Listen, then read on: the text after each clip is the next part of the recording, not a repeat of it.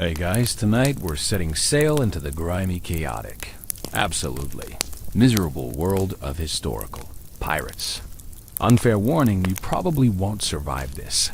You might be picturing wild adventures, glittering treasure chests, add a talking parrot on your shoulder. The truth, and filled with more screaming than you signed up for. So, before you get comfortable, take a moment to like the video and subscribe. But only if you genuinely enjoy what I do here. Drop your city and the current time in the comments. I love seeing who's up late with me. Now, dim the lights, maybe turn on a fan for that soft background. Hub and let's ease into tonight's journey together. It starts with a mistake. Or bad. Or maybe just being in the wrong place when the wrong ship. You're probably a sailor already. Working merchant routes. Or hauling cargo through the Caribbean. Life is good. At least you've got a rhythm. But then a shadow appears on the horizon. A black flag. Or maybe just a ship that looks like it's barely holding together but still moves like it's possessed. You don't get a chance to panic before cannon. Fire slams into your hull. Splinters fly like razors. Your captain. Sheen screams. And then the pirates aren't gentle. They scream curses wave. Rusty cutlasses. Define pistols that smell like burning metal and gunpowder. You don't fight back. Most. Drop your knife, raise your hands, and hope. Maybe they'll let you live. Maybe you'll get lucky. Lucky means something different out here. The luckiest. Press. Dragged onto the pirate ship, shoved below. Handle that crew now. Say goodbye to your old life. You've just been forcibly recruited into one of the most brutal jobs on Earth. They strip you of your clothes. Please belong to the pirates now. You're handed a crusty shirt, some pants that barely fit, and a pair of. What's the squish when you walk?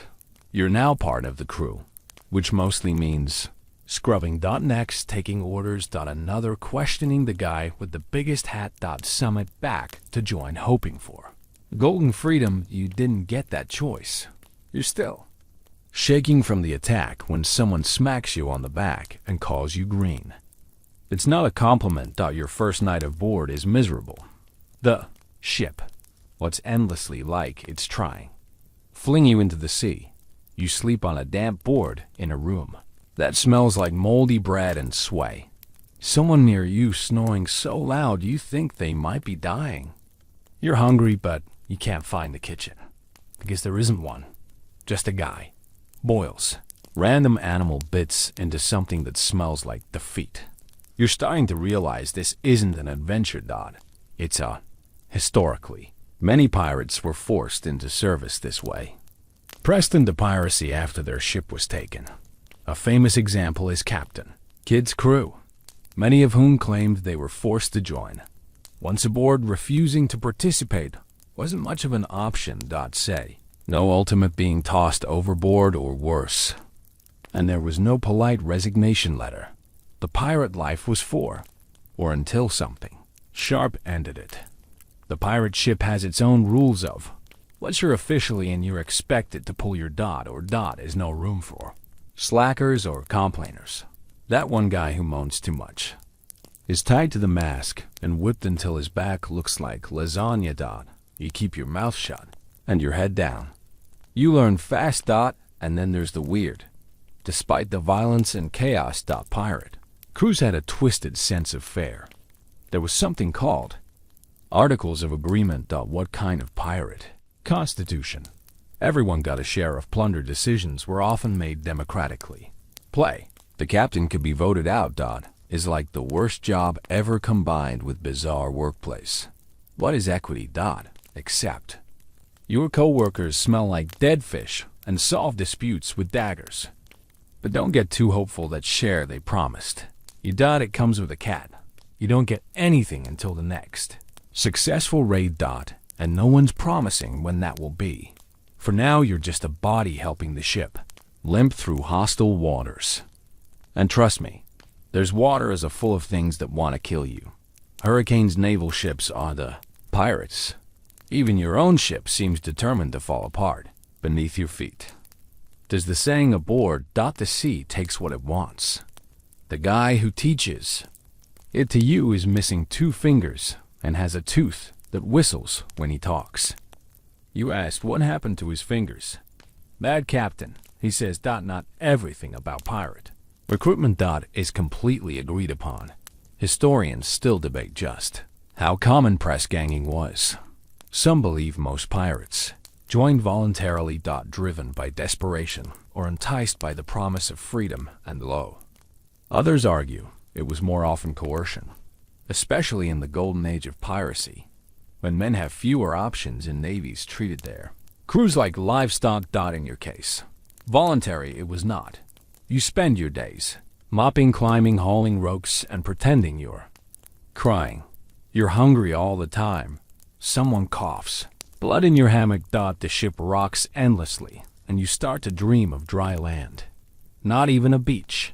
Just solid ground that doesn't swell like a drunk man. You catch yourself staring at the horizon, wondering what would happen if you just jumped. It's a dangerous thought, but it won't be your. This is just the beginning. You're officially a pirate now, and if you think it's going to get better from here. Oh, you sweet, naive little landlow. There's a moment, maybe a few days in, where it finally hits you. You're never going home, not really. What's your town, your family, your bed with an actual mattress? That's gone. Whatever vague notion of escape you had is evaporating. You're miles from any coast, surrounded by criminals, and living in a drifting coffin. The pirate ship is your new universe now. And everything you once knew is as distant as the moon. The thing is, you haven't realized just how attached you were to land. You miss the weirdest stuff. Like walking in a straight line. Grow. Beds that don't. The taste of fresh bread. Even the sound of distant church bells, the sort of thing you used to ignore. Now holds your memory like a lullaby. You can't come right anymore. The ship rocks constantly. And your legs never quite adjust. You stumble into walls, trip over ropes, and at least once a day, you swear the floor is moving just to mess with. Spoiler it is. You find out quickly that privacy is a myth. Everyone's packed together, below, breathing the same sour, sleeping shoulder to shoulder on creaky boards or ham. What's the week of mild? Conversations are always happening. Argument, groans, muttered threats, dreams yelled at sleep. You've never heard so much snoring in your life. In the air. It smells like old cheese left in the sun with a whisper of wet dog and a bald splash of sewage. If hell has a scent. It probably took notes from a pirate. You tried to make friends, or at least avoid enemies. Peg-Eye Joe. Who lost his eye in a barbell, but insists it was a duel with a Spanish assassin. Is Knuckles, a hulking brute who collects other people's teeth. You don't ask why. And there's a guy called Whisper. He's always smiling and never says a word. He creeps you out, but it turns out you're the weird one for not having a nickname yet. That'll come, usually after something humiliating. Mealtimes. Let's call them formative. The ship stores include salted meat that's more bone than flesh. Contact biscuits with bugs baked in, and something that might have been pickled. Cabbage before it died. Lots of rum. Not to celebrate, but to numb. You learn. But everyone drinks, not for fun. The Russians are so foul you find yourself jealous of the rat. They look healthier than the most of the crew. Fresh water is rational, and it tastes like rust and reg. Washing don't make everyone laugh. You're not bathing out here unless you count the occasional rainstorm. And even then, you have to fight 10 other guys for a decent. So. Your clothes haven't been dry since you got here. Your socks are a biological. As. You start to itching places you didn't know could it. Welcome to the glamorous life of a seaborne outlaw. Here's a historical gem for you. Pirates actually had some of the strictest codes when it came to sharing supplies. Despite their reputations, many crews kept careful inventory. Number ferocious about rationing. Wasting water could get you flogged. Stealing food. On some ships you'd be marooned. Left on a rock with a pistol in a single shot just in case. Starvation got boring. So no, it's not a buffet of rum and roasted pig. It's more like the world's most dysfunctional summer camp run by angry drunks with knives. And then there's the chores. Everyone pulls there. That includes cleaning the deck with sand and seawater, patching sails while balancing on swaying masks, and scrubbing out the bilge, the lowest part of the ship where all the liquid waste settles. You spend hours down there, and needy, scooping out sludge that smells like rotten despair. One guy down there with you says he saw a crab with 3 eyes. You don't know whether to believe him or to cry. Despite all this, you start to understand something strange. The ship is a world, a terrible one, but still a system. Everyone has a job, a rank, a place. The captain box orders and gets the best food. The quartermaster handles disputes and hands out punishment. The rest of the crew follows and tries not to die. There's rhythm, too. Dark, sweaty rhythm that starts to worm its way into your bones. You can't shake the loneliness. Out here, time is slippery. Days blending tonight. Can you sometimes forget what month it is? There's no calendar, no real routine. Just endless ocean and the horizon. Fuses to come any closer. You start counting the stars at night, naming them in your head. You talk to the sea sometimes. Out loud, just to hear your own voice. If the sea talks back, let's hope that's just sleep deprivation. Scholars still argue over where the pirates truly felt freedom the way modern minds romanticize. Some claim the open sea gave them liberty, unlike anything the mainland off. The kings no taxes, no rules but their own. Others point out that being hunted by every navy in the world stuck on a disease-ridden vessel with Sachi isn't exactly liberating. But to the average press gang sailor, like you, freedom feels a lot like imprisonment, just with more screaming and fewer walls. What are the strangest facts about pirate life? Many pirates actually missed life on land, not for family or peace, but for the simple comfort of being bored. Out here, you are the terrified, exhausted, or sometimes all three. You dream about boredom now, about a day with nothing to do but sit. That would feel like heaven. As night falls again, and you curl up on your plank of misery, trying not to touch the guy drooling beside you. You find yourself whispering the same 3 words over and over. Please, start, because if the ship goes down, you went lost. 5 minutes in the sea, and that would actually be a mercy. Play your 3rd week of all the pirate ship, assuming you haven't been stabbed, thrown overboard, or crushed under a collapsing mast. You start to realize the worst part of life at sea isn't the fear. It isn't even the violence, is the food. What passes for food? Your body is already protesting your stomach. Play growling like something's trying to crawl out. Every mealtime is a gamble, and the house always wins. You line up with the rest of the crew, bowl in hand, hoping for something edible. What you get instead is a ladle full of brown-gray mush, with the consistency of wet ash, and a smell that could knock out a goat. You don't ask what's in it. No one. Asking questions is a fast track to being told to go lick barnacles instead. You spoon the stuff into your mouth and try not to gag. It's salty, sour, and chewy in all the wrong ways. You chew on something crunchy and don't investigate. That way lies madness. Then there's the heart attack. It's the official bread of pirates in a cruel joke invented by some sadistic baker back on land. Is flour and water bricks have been in the barrel so long they fossil. You tried to take a bite and nearly chip a two. Eventually, you learn the trick. Soak it in water or rum, then suck on it until it surrenders. Except even then, it comes with a special surprise. Maggots. Little white ones squirming happily inside the biscuit, like it's some protein, right? Fresh food is a fantasy. The fruits and vegetables vanished weeks ago. Meat is salted into near jerky and stored in barrels that smell worse than the bilge. Walter is Russian so carefully that bathing with it would get you. You drink beer or watered down rum instead. which means you're constantly buzz. List monthly dehydrated and getting scurvy by the day. Not that you know that yet. The first signs of just bleeding gums and weird bruises. Fun part comes later. To make things extra festive, you've got a cook named Black Tooth who seems to take personal pride in making everything tastes like regret. He's missing most of his teeth, including the ones in the back that make chewing possible.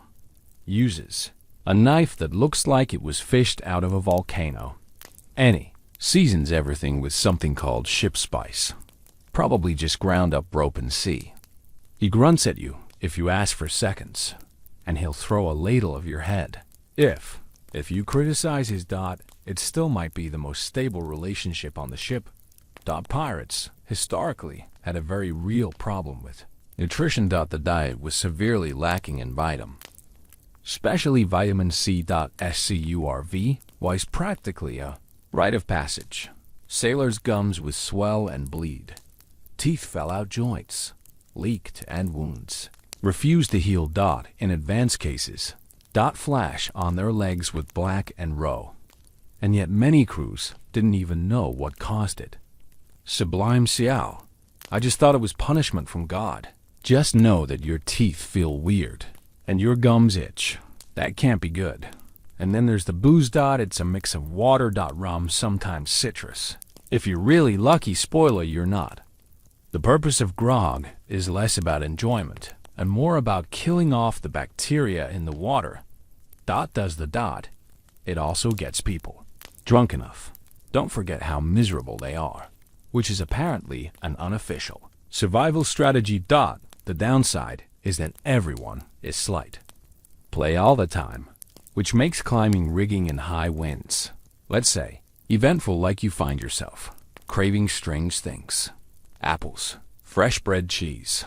You dream about cheese. Not even fancy cheese. Just a sad little wedge of anything that didn't come out of a barrel. One guy starts talking in his sleep about buttered toast. You cry a little listening to him. Butter. What even is butter anymore?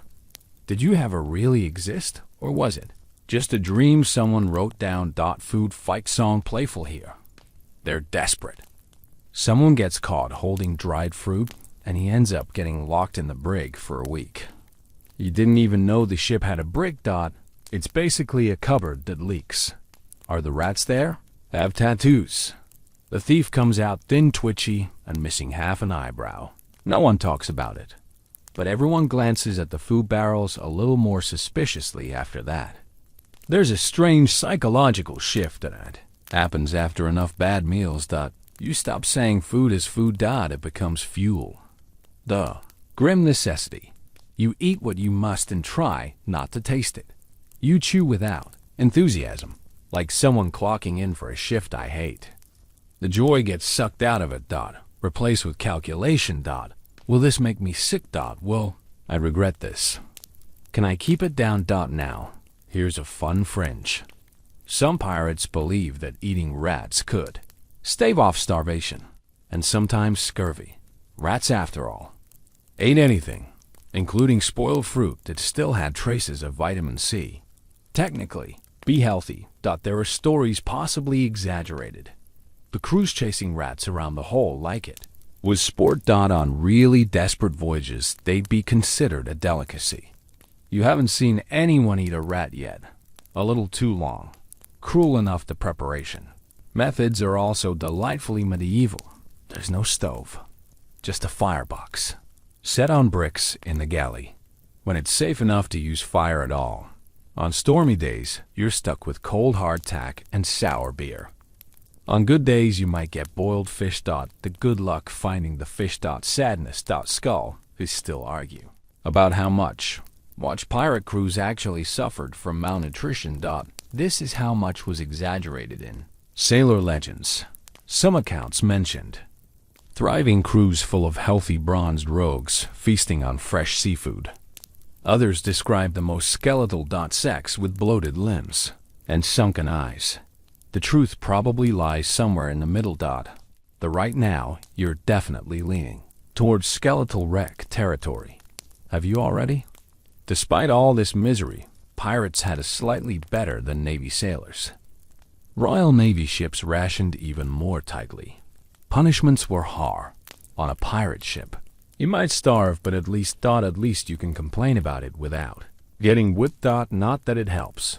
You lie awake in the dark, your stomach doing gymnastics, trying to recall what a pear tastes like. Was it juicy? Did it even exist, or are you imagining it? Someone nearby farts in their sleep. Another groans. You think about rats. You try not to think about rats. And once again, you whisper into the dark.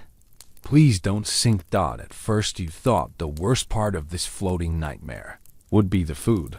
Well, maybe the constant threat of death by cannonball, but no. You were wrong. So deep. Horribly wrong.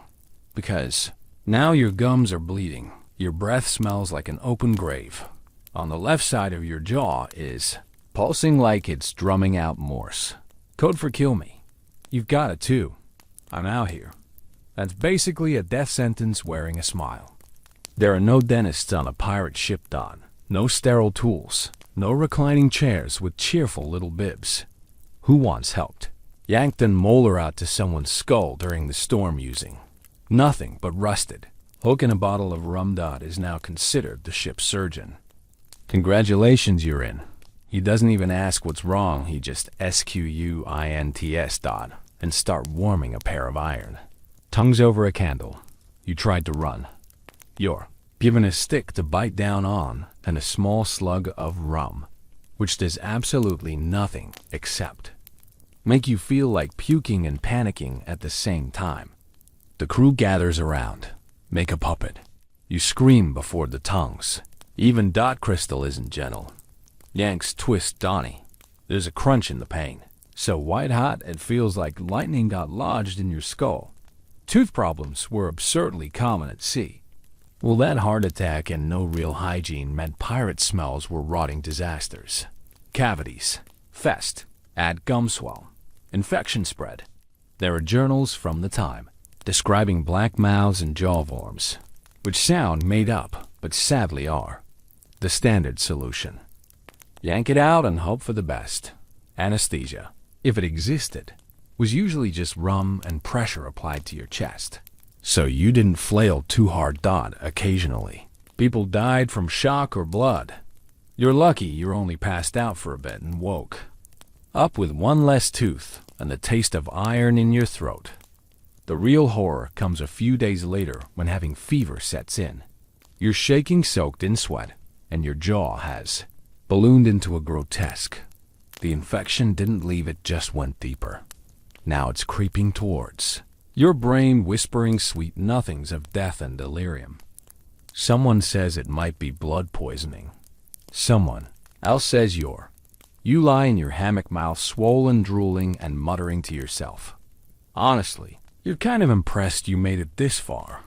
If it's not the teeth that get you, it'll be the limbs. Sea pirate life. Every day, you're pulling ropes, climbing, rigging, lifting barrels, and swinging onto decks during raids. All that action means injuries. I'm out here. Injuries turn ugly fast. A twisted ankle. Good luck walking a splinter in the wrong place. The size of a crab. And then there's the big one. Amputation. Lose a finger or a hand. And you're still considered lucky. Loser. Now you've got a nickname and a permanent limb. Assuming you live through the soaring. Get your first amputation. Show 2 weeks later. A cannon misfires during a practice drill and blasts a guy's arm into spaghetti. He doesn't scream at first. Just stares at the dangling mass of bone and flesh like Skip betrayed. Then the pain. Chrysalis cold. Again. This time he brings out the kid, which is just a roll of bloody cloth. A soul that smells like rot in a jug of really strong rum. The patient is strapped down. There's no debate. If it goes, he might live. That's the whole decision-making pro. No second opinions. The crew gathers again. You don't want to watch, but somehow you do. The soul goes through the muscle with a wet crunching sound, and the screaming is so raw echoes through your spine. When it's over, Gristle throws the limb overboard and wipes his hands on his pants. The man survives. Badly. He wakes up stopping, then laughing. You're not sure which is thought historically surgery. It was a grim affair. Pirate surgeons, when they existed, rotten just failed doctors or shipwrights. Who knew how to saw a wood dot? How different can a dot to cauterize wounds? And sewed you up with thread that it probably mended sails the day before. Sterilization never heard of her. If you didn't die from the procedure, you still had to survive infection fever and the fact that you were in a floating germ tank with rats chewing your bandages at night. There's an open debate among historians about how many pirates actually underwent amputations and survived. Some argue survival rates were surprisingly high that give him the rugged nature of pirate medicine. Others insist that any success stories were exaggerated over time to build pirate mythology. Either way, if you go into Gristle's Blade, you're not betting on science. You're betting on sheer dumb. Unlock. You've seen the guy with the wooden peg leg. He walks with a funk and a grim. He used to be the fastest sailor on the sea. Now he spends most days polishing his leg with whale oil and telling anyone who'll listen how he once kicked a man off a plank. With a good leg mind, you is one of the few who laughs about it. The others, they stay quiet. Like the sea took more than just flesh. You stop brushing your teeth with a bit of rag and rum just in case. You pray you never get a splinter. Avoid Gristle like he's a ghost. Next, you check your limbs every morning like that. Inventory. Everything's still attached. Good. You made it another day. Tonight is the ship groans and the sea slaps against the hull like an angry dog. You lie awake again, staring into the dark, listening. Does someone 3 hammocks over? Like that. DY. And you. This can't possibly get worse. You're wrong, of course. You thought pirates were lawless, wild, unhinged. Absolutely. But here's the pirate ships have rules. Lots of them, more than you'd expect from a bunch of guys who can't spell authority without stabbing someone halfway through the word. They call it the code, and you better learn it fast, because ignorance isn't an excuse when the punishment involves whips. Knives are nice. Lonely. Island. Well, you can die of exposure and regret. The code isn't written on fine parchment. It's not even nailed to the mast. He lives in memory and teeth-clenched whispers passed down like ghost stories with the blood of the margins. First time you hear it. It's from the quartermaster. Scarred man with a voice like gravel and a nose that sing too many arguments. Because you and a few other recruits to the deck and run through the basics like a school teacher who's already accepted your failure. Rule. Equal char. Not exactly what you expected from a group of self-serving criminals. The pirates hate unfair captains more than they hate they. Maybe. When they take a prize gold food weapons, whatever gets divided according to rank. But even the lowest deckhand gets something. No more of that you get paid in glory nonsense, like back on merchant ships. God help you if you try to cheat. Roll 2, keep your gear in check. That includes weapons, clothes, and anything the crew depends on. Lose your pistol in a raid. That's 10 lashes, let your powder get wet. 20. Forget to clean your musk. You might get tossed overboard. Just to think about it. The crew doesn't tolerate mistakes. Rule 3, fight fair among yourselves at least. Dispute settled by jewel of oats, depending on how much blood anyone's willing to spill. Some arguments get resolved with fists at dawn. Others involve knives. A circle of chanting drunk men. Can someone walking away with fewer fingers than they started with? The important thing is that once it's done, carrying a grudge longer than a few days is suspicious. And suspicious people get watched. Watch people get eliminated. The code goes on. Lights out at sunset, unless it's a special occasion. No gambling during a storm, no smuggling personal treasure aboard. And definitely, absolutely no sneaking into someone else's hammock, romantic or otherwise. That last one is especially infer. The crew seems unusually passionate about it. You suspect someone had a very bad experience involving a love triangle and a cannon. Fused. Now, here's the weird part, these rules. The kind of make sense. pirate. Crews couldn't rely on the law, so they made their own. And unlike most naval officers, captains on pirate ships could be voted out. If the crew lost confidence, they held a vote and picked someone. New. Usually the guy who looks scariest with his shirt off. It's rough. But weirdly, democratic. Historically, this system wasn't fantasy. Real pirate codes like those, Bartholomew Roberts or Black Bart, were shockingly detailed. They covered conduct, loot, division, punishment, even what music can be played on board. Some codes banned gambling entirely. Others required everyone to keep their cutlasses sharp at all times. The idea was to maintain order not out of morality, but out of sheer survival. Put on disciplined crew is a dead one. But here's where it gets dicey. Enforcement of the code. That's up to the mood of the ship. One day someone drops a dagger and gets a warning. The next someone forgets to clean a cannon. And ends up lashed to the mast with their back looking like shredded SAILCLOTH. Justice here is more like a storm. Random, loud, and full of. Is flying through the air. One guy, young, maybe 17, gets caught pocketing a silver spoon after a raid. A spoon. The captain doesn't even blink. How old is the boy to tied up and whip 12 times in front of the whole crew? The kid doesn't cry. He just grits his teeth and takes it. Blood running down his back like spilled wine. Afterward is untied and given a piece of cloth to bite on. Don't do it again, someone says. Play that's going to help. You don't sleep well at night. Punishments vary wildly. The lashes common. Flogging leaves scars that never fade and sometimes kills. But there are worse fates. Marooning, a kind of pirate. Exile is a favorite for traitors or major. Screw dash-ups. You get dropped on a deserted island with a pistol and a single shot. Not enough to survive. Just enough to make your own ending. If starvation, sun, and madness don't do it first. And then this keel hauling.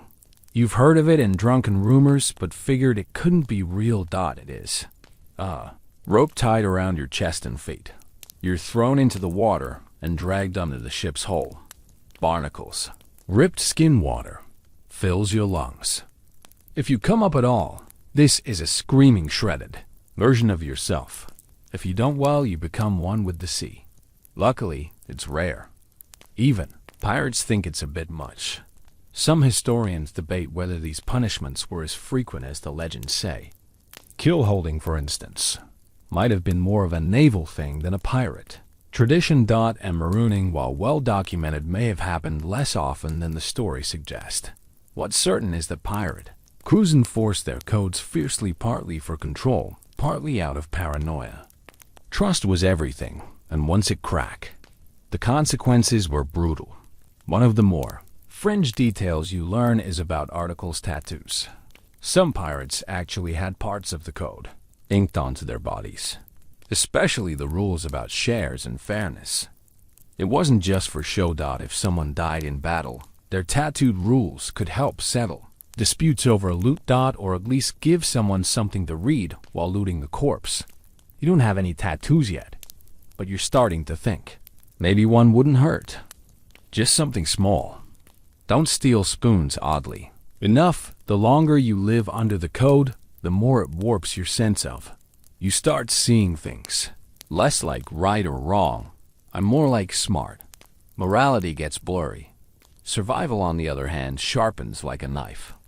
Never gets cold when punishment rolls around. Tonight you hear whispers about a man planning to jump ship. Not during a raid. Just in the middle of the night, when he thinks no one's watching. He's sick of the code, sick of the food, sick of the noise. You don't know if he'll do it, but you lie awake anyway, wondering what happens. Will they chase him down? Will they shoot him as he swam? Or worse, would they let him go and pretend he never existed? By the way, you're starting to realize out here freedom is just another word for following very specific rules or dying horribly. And tomorrow, there will be more rules to learn and more people failing to follow them. You wake up to screaming, not next. Not terrified, why? More like two drunks, like doing about whose turn it is to shovel filth out of the bilge. It's still, probably just before. Dawn. In the air below deck is thick with sweat. Old grow are the unmistakable sour tang of unwashed bod. You roll over and nearly tumbled straight into a puddle of what you hope is spilled rum. Another day in paradise. Is no privacy on a pirate. Skip none, everyone sleeps. What's pukes and argues in the same cramped space. The smell as biblical clings to your clothes. What's your skin, your hair? You washing salt water when you can. But that doesn't do much beyond moving the filth around in new creative. There's a reason pirates don't wear white. They look like moldy cheese after a week. And your crew? Full cast of misfits and sociopath. What's each more disturbing than the last dot is rat face paint dot. It keeps dead seagulls in a crate for. The sissy, Jack, who talks to his belt. Play kiss a person. And there's old Brody, who once pulled out his own tooth with a dot now. Keeps on a string around his neck like a trophy. You avoid them when you can. But there's nowhere to hide on this floating coffin. Eventually, someone will call you and start rambling about sea monsters. What the moon is plotting against them? These aren't movie pirates. They don't sing sea shanties with perfect harmonies. Play cough. Blood and argue over dice games made up on the spot. Many of them are criminals who are too awful even for land. Murderers, deserters, and drunks who all kicked off all the ship's and now that you're co-workers. You're very armed, very unstable co-workers. One night you hear a thud in the dark. Fight over a missing. Someone ends up with a broken nose. The next morning, it's like nothing happened. Except the blood still on the floor and one. Guy's now missing half an eyebrow. Conflict is constant. Let's break out of a stolen. Russians cheating at cards. Someone snoring too loud. You learn to sleep with your boots on and your knife under your hammock. Not that it would help much. Historically, pirate. Crews were mixed bag of humanity's worst impulses. You would get ex-Navy, man, escaped slaves, failed farmers, and thieves from every continent. Ships like Blackbeard's Queen Anne's Revenge was said to be floating Tower of Babel, with up to a dozen nationalities crammed into one rotting hull. Communication was mostly shouting and gestures. With a bit of shad prof and . If someone didn't like you, they didn't bother with gossip. They just made sure you slipped on the wet deck during the next storm. Yet somehow, despite all the madness, the crew function. Play. Sail the ship. Play. Prepare for raids. Play. Coal supplies load. Cannons and keep the ship moving. It's not order. It's survival. Everyone knows that if the crew collapses, the ship sinks. So, the raging chaos get channeled into a strange sort of rhythm. You grow used to the screaming, the sudden burst of violence.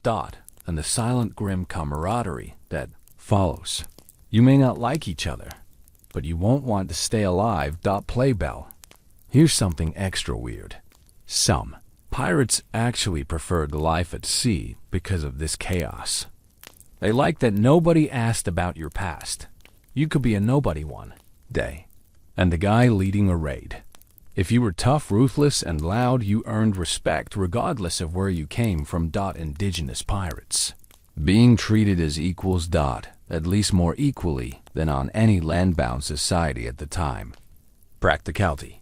Everyone pulls right with the same way. When you're trying not to die, there's a fringe belief among some sailors that the ship chooses who stays. That it eats the weak, keeps the wicked. A man who can't hold his liquor, who cries during storms. He's not long for this world. The sea wants hard men, or at least once you can fake it. And some night, lying in your damp hammock listening to someone cough their lungs out across the room, you wonder which one you are. One day you get paid with someone on deck. He's quiet, probably too smart for this life. He shows you how to tie a proper bowline and how to judge wind shifts by watching the sails. Flute. He smells like old salt and bad choices. but he doesn't talk to his shoes or carry seagull bones so you latch on. Is the closest thing to friendship. You found here Don Elias tells you stories about a ship that went mad and sailed in circles until the crew starved. How about a ghostly vessel that sails only in moonlight and sinks anything it touches? You don't know if he's lying or just trying to scare you, bud. But his voice is calm and low, and you don't mind listening. He tells you the only way to survive is to be useful and be invisible.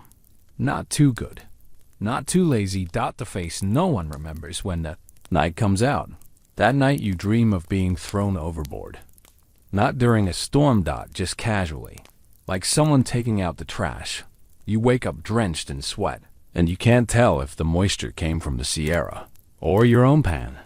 There's nothing going scholarly debate about how much internal violence. It's actually occurred on pirate ships. Some argue that the chaos is overblown. Crews had to function after all.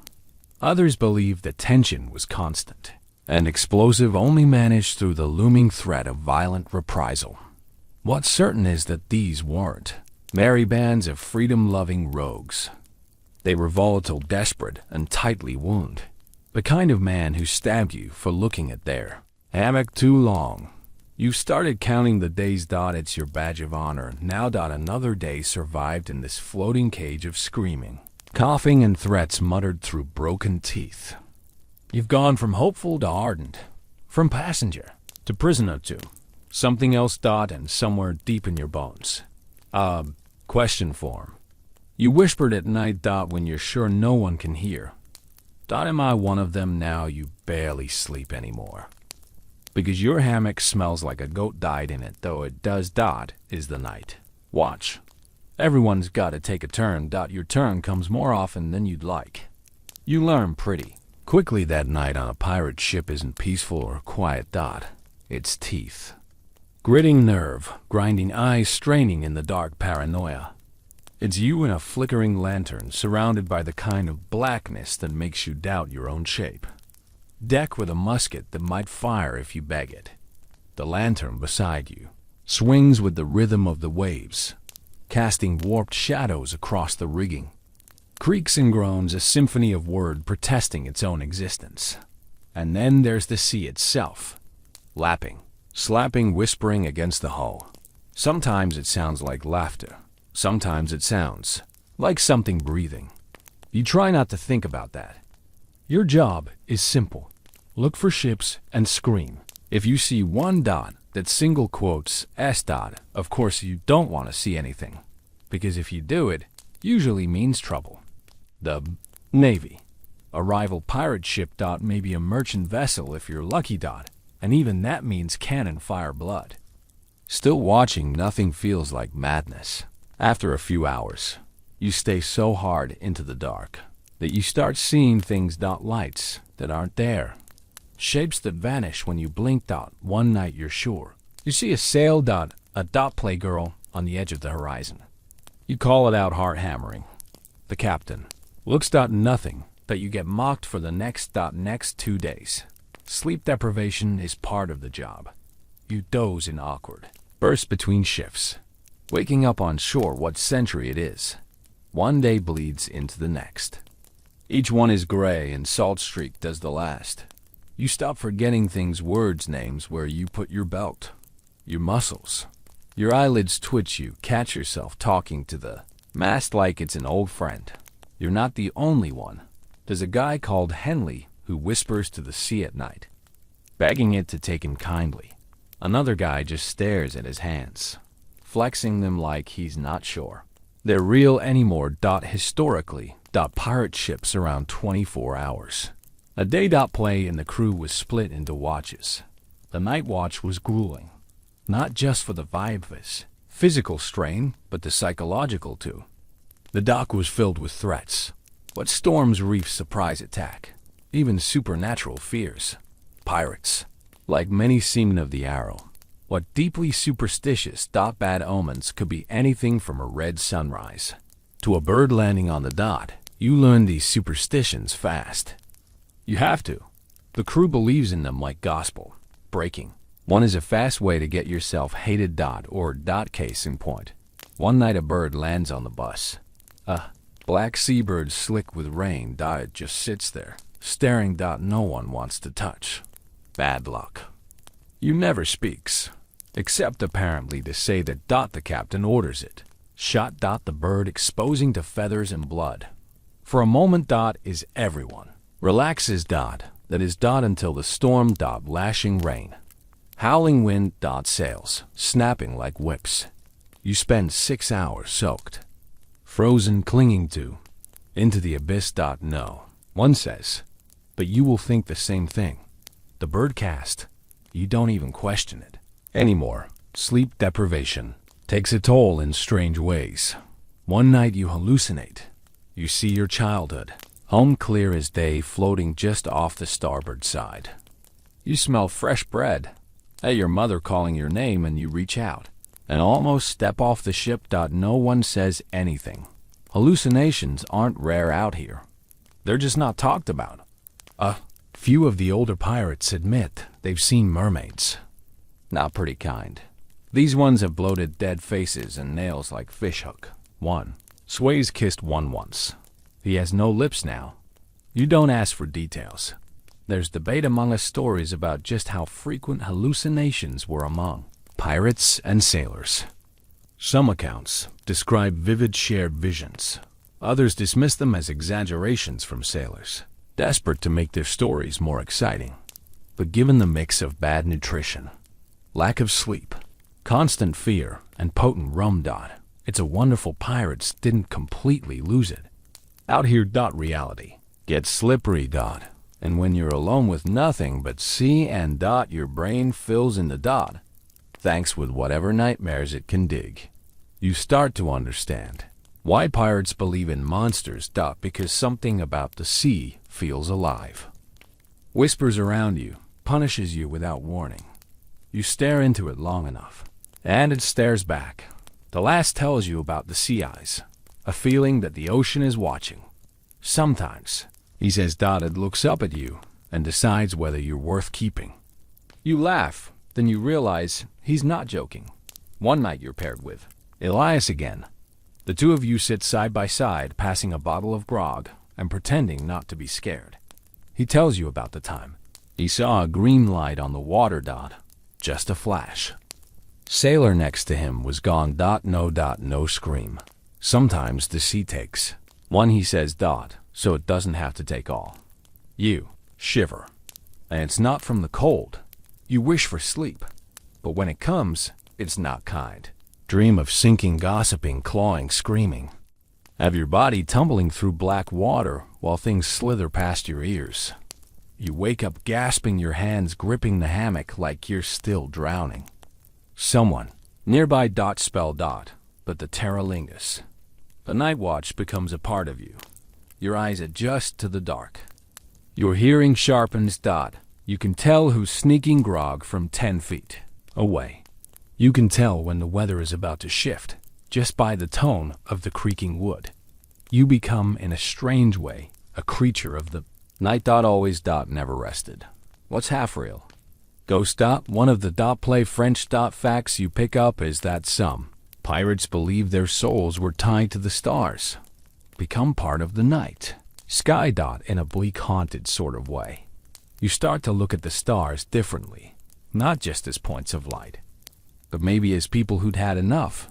Maybe someday you'll be up there too, just a pinprick of light over a cold, endless sea. The finale you'll still hear dot, still watching, still blinking into the black, praying that you see nothing at all dot. Morning hits like a slap. You're only halfway through a restless nap when someone yell. All hands in the deck becomes a stampede. You swing out of your hammock, groggy, and dot boots hitting the boards before your eyes are even open. The sky is thick with clouds dot, and the wind has that sharp edge, like it's looking for someone to shove off a LED.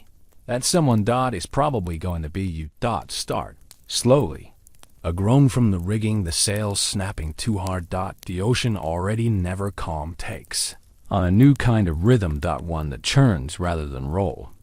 The bow rises a little too high dot. then drops a little too fast. Somewhere deep in the ship, the timbers creak like that, complaining to the gods. That's when the rain begins, not gentle droplets, no. This is a vertical river falling in sheets, so dense you can't see 5 feet in front of you. And will the rain comes the real enemy, the storm, you yelled at to help secure the sails. That means climbing. That means clinging to ropes slick with rain and salt while the ship bucks like a furious animal. Wind howls in your ears. Your hands bleed from the lines. New boots slide against every run of the rigging. The see-through spray across the deck like it's trying to scrub the crew away. Every wave slams, the hull shuddering the whole ship, making it groan in his bones. You lose track of time, could be 10 minutes. Cancel 2 hours. Will you know is water shouting and terror. Lightning cracks across the sky closer than you've ever seen. And for a second, the entire ship glows in harsh white.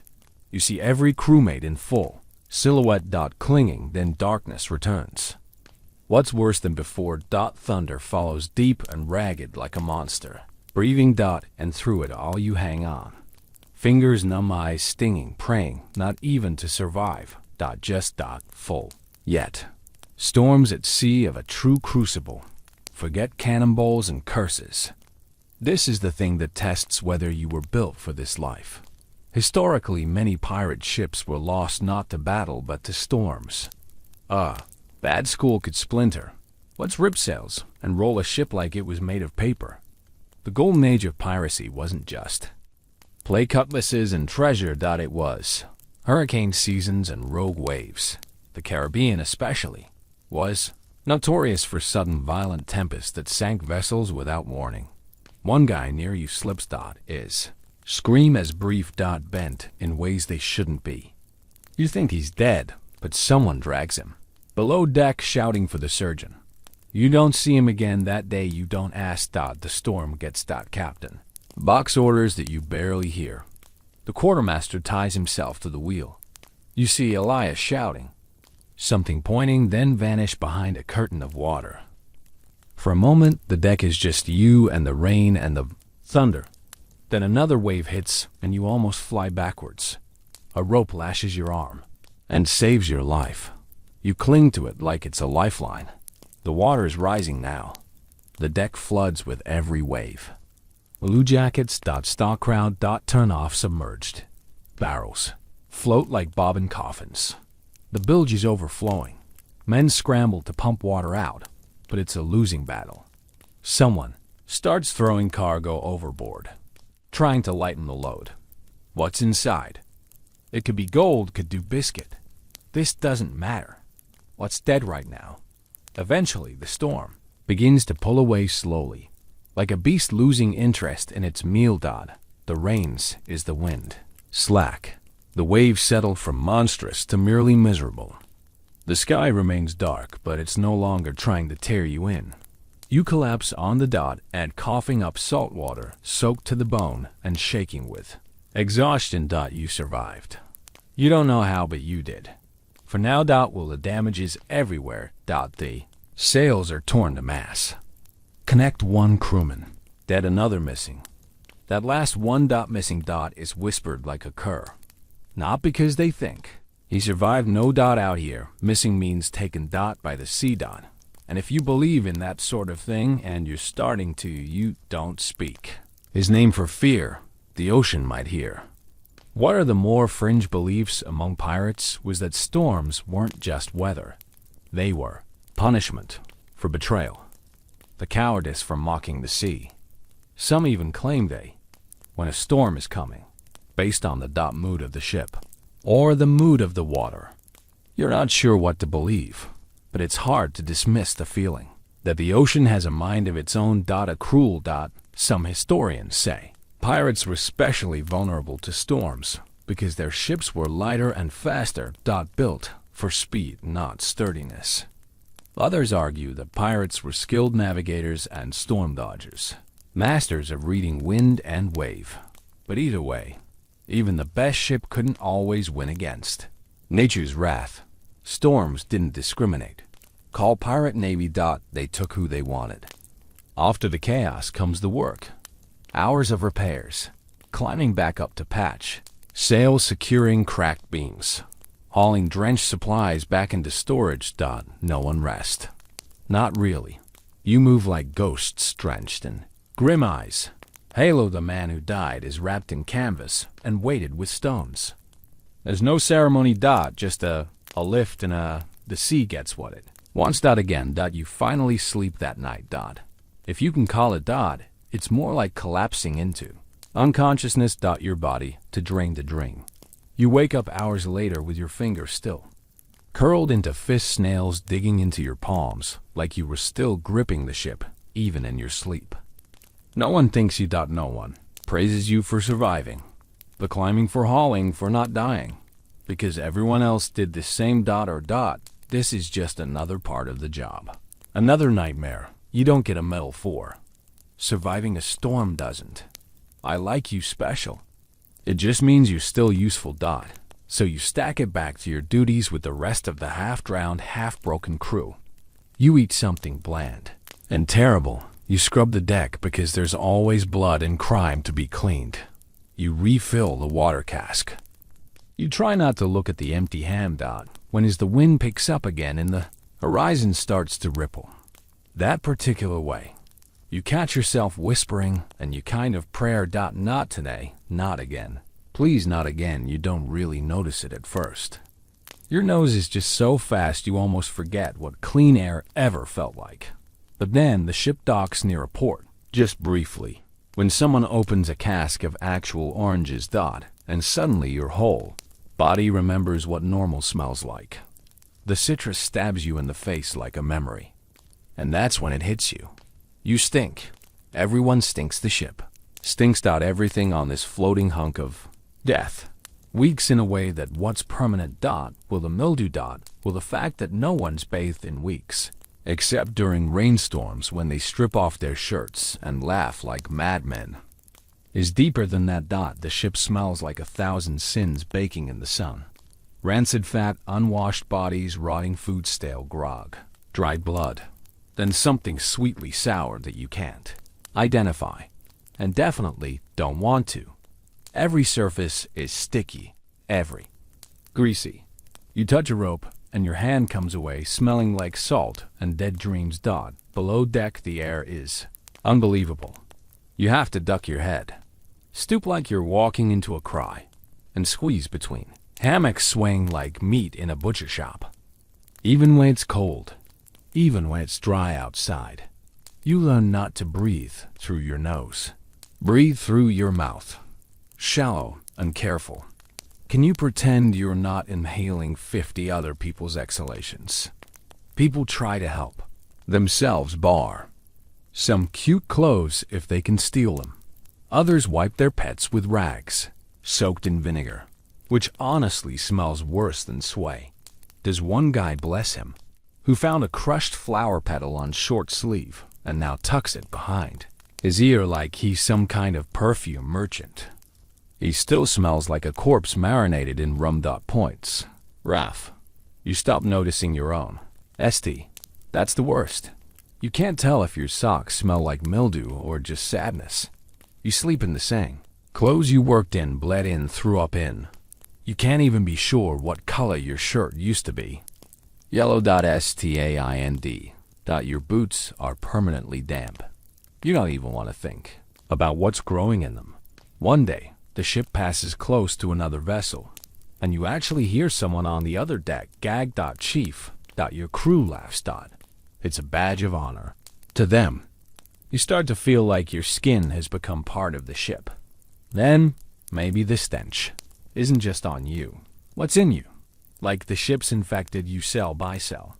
Historically, ships were hygiene. Disasters. Freshwater was limited. Soap was R, and sanitation didn't exist. Pirates sometimes did better than Navy. Sailors. If only because they spent more time ashore. Strict routines. But that didn't stop the spread of lice, fleas, and disease. Your body is a war zone now. You itch constantly. You've scratched your leg raw more than once. One guy found a worm in his sock. Not a leech worm. You probably never happens to you. You haven't properly defecated in private. Since your first day aboard, the toilet, if you can call it that, is a plank extended off the back of the ship with a rope to hold on to. You crawl out there praying the ship doesn't. Joel, what's pants around your ankles? Wind howling sea beneath. You like a giant mouth, it's terrifying. One wrong move and you're food for sharks. Sometimes you hold it for days just to avoid the trip. Of course, leads to its own horrors. Constipation, gut pain, gas that makes everyone around you threaten murder. 1. Crewmate Jory brags he once spent 5 minutes on the plank in a hurricane. Says it was spiritual. You suspect he's got brain damage. And the smell isn't just bad, is dangerous. Infection fester in damp wounds. Mold grows and clothes that never dry. Rats thrive below deck, feeding on crumbs and anything soft. Someone swears they saw a rat crawl into a hammock and nibble on a sleeping man's ear. You woke up, apparently. I'm trying to chew the rat back. You can't verify that story, but nothing would surprise you at this point. Fringe facts for you. There are recorded tales of its being so make the pulse refuse them entry in the Caribbean. Some port authorities demanded bribes just to let pirate vessels. Partly because of their notorious reputations, and partly because of their unbearable SD. You always thought that was exaggeration. Now you know better. You wouldn't let yourself into port if you were in charge. Is a scholarly debate over whether pirates had better hygiene than the average Navy crew. Some argue they did. Less formality meant more frequent dips in the ocean. More access to fresh water from stolen supplies. Others say it's wishful thinking. Life at sea was disgusting, period. And pirates weren't exempt. Play just might have had more fun while rotting alive. And here's the grossest part. Sometimes the smell saves your life.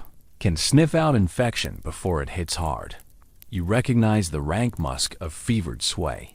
Metallic tang of blood from a fresh wound. The sour milk week of pus. You know when someone's dying by the way the air thickens around them.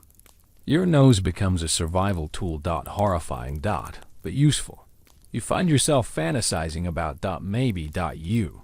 Imagine scrubbing your scalp until your fingernails come away clean. Imagine stepping into a bath so hot your skin turns red. I'm coming out smelling like something other than despair. One day, a crewmate finds a bar of soap hidden in a crate from a recent raid. He holds it up like a relic from a lost civilization. Then, in full view of the crew, he eat. Thought it was cheesy, says. No. Won't even flinch. What is the wind? What's the smell of Belgian sweat walks through the passageway? You sleep. You lie with your arm over your face, trying not to breathe too deeply. Someone farts the hammocks over. Someone else coughs a ph leg. The guy next to you mumbles in his sleep. Please don't rot yet. Over and you think, I tried all the gold in the Caribbean for a clean shirt. Dry. In 15 minutes. In a bath. You know you're getting none of those. But still you. Do you think the worst part of pirate combat would be the fear? The panic, the yelling, the chaos. And yeah, that's all bad. But what really gets you is the confusion. Imagine sword fights being elegant and cool. Graceful moves, witty quips, maybe a flashy spin or two. Nope, not here. I'm about to board a pirate ship. There's a screaming, filthy pile of limbs, smoked blood. And bad decisions. It's fast. It's loud. And it smells like burned powder and wet intestines. It always starts the same way. A ship spotted on the horizon. A tense moment while the crew squints at the sails and guesses. Merchant or military. If it's a merchant, you might live. If it's Navy, sharpen your blade and kiss your lucky charm. The captain calls for silence. Everyone crouches, hides weight. You slept behind a barrel hard hammering palmsel. The older raise the black. The jolly Roger goes up snapping in the wind.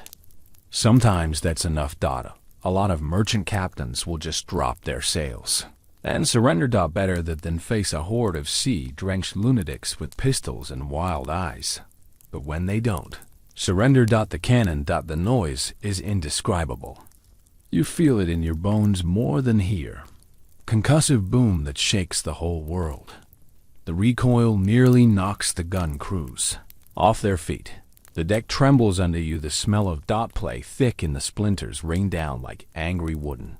You duck. Instinctively, even though you're not entirely sure from what. Cannons aren't accurate. They're not meant to be.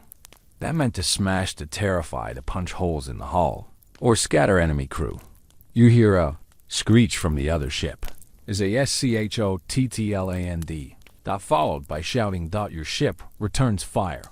You watch a cannonball miss completely and land in the ocean with a slap. The gunners swear. You just try not to throw up. Then comes the boarding. Grappling hooks, fly. Rope. Pistols are fired more out of habit than accuracy. You follow the crew across the makeshift gangplank. Next. You jump. You land a badly rolled scramble up in time to parry. A wild swing.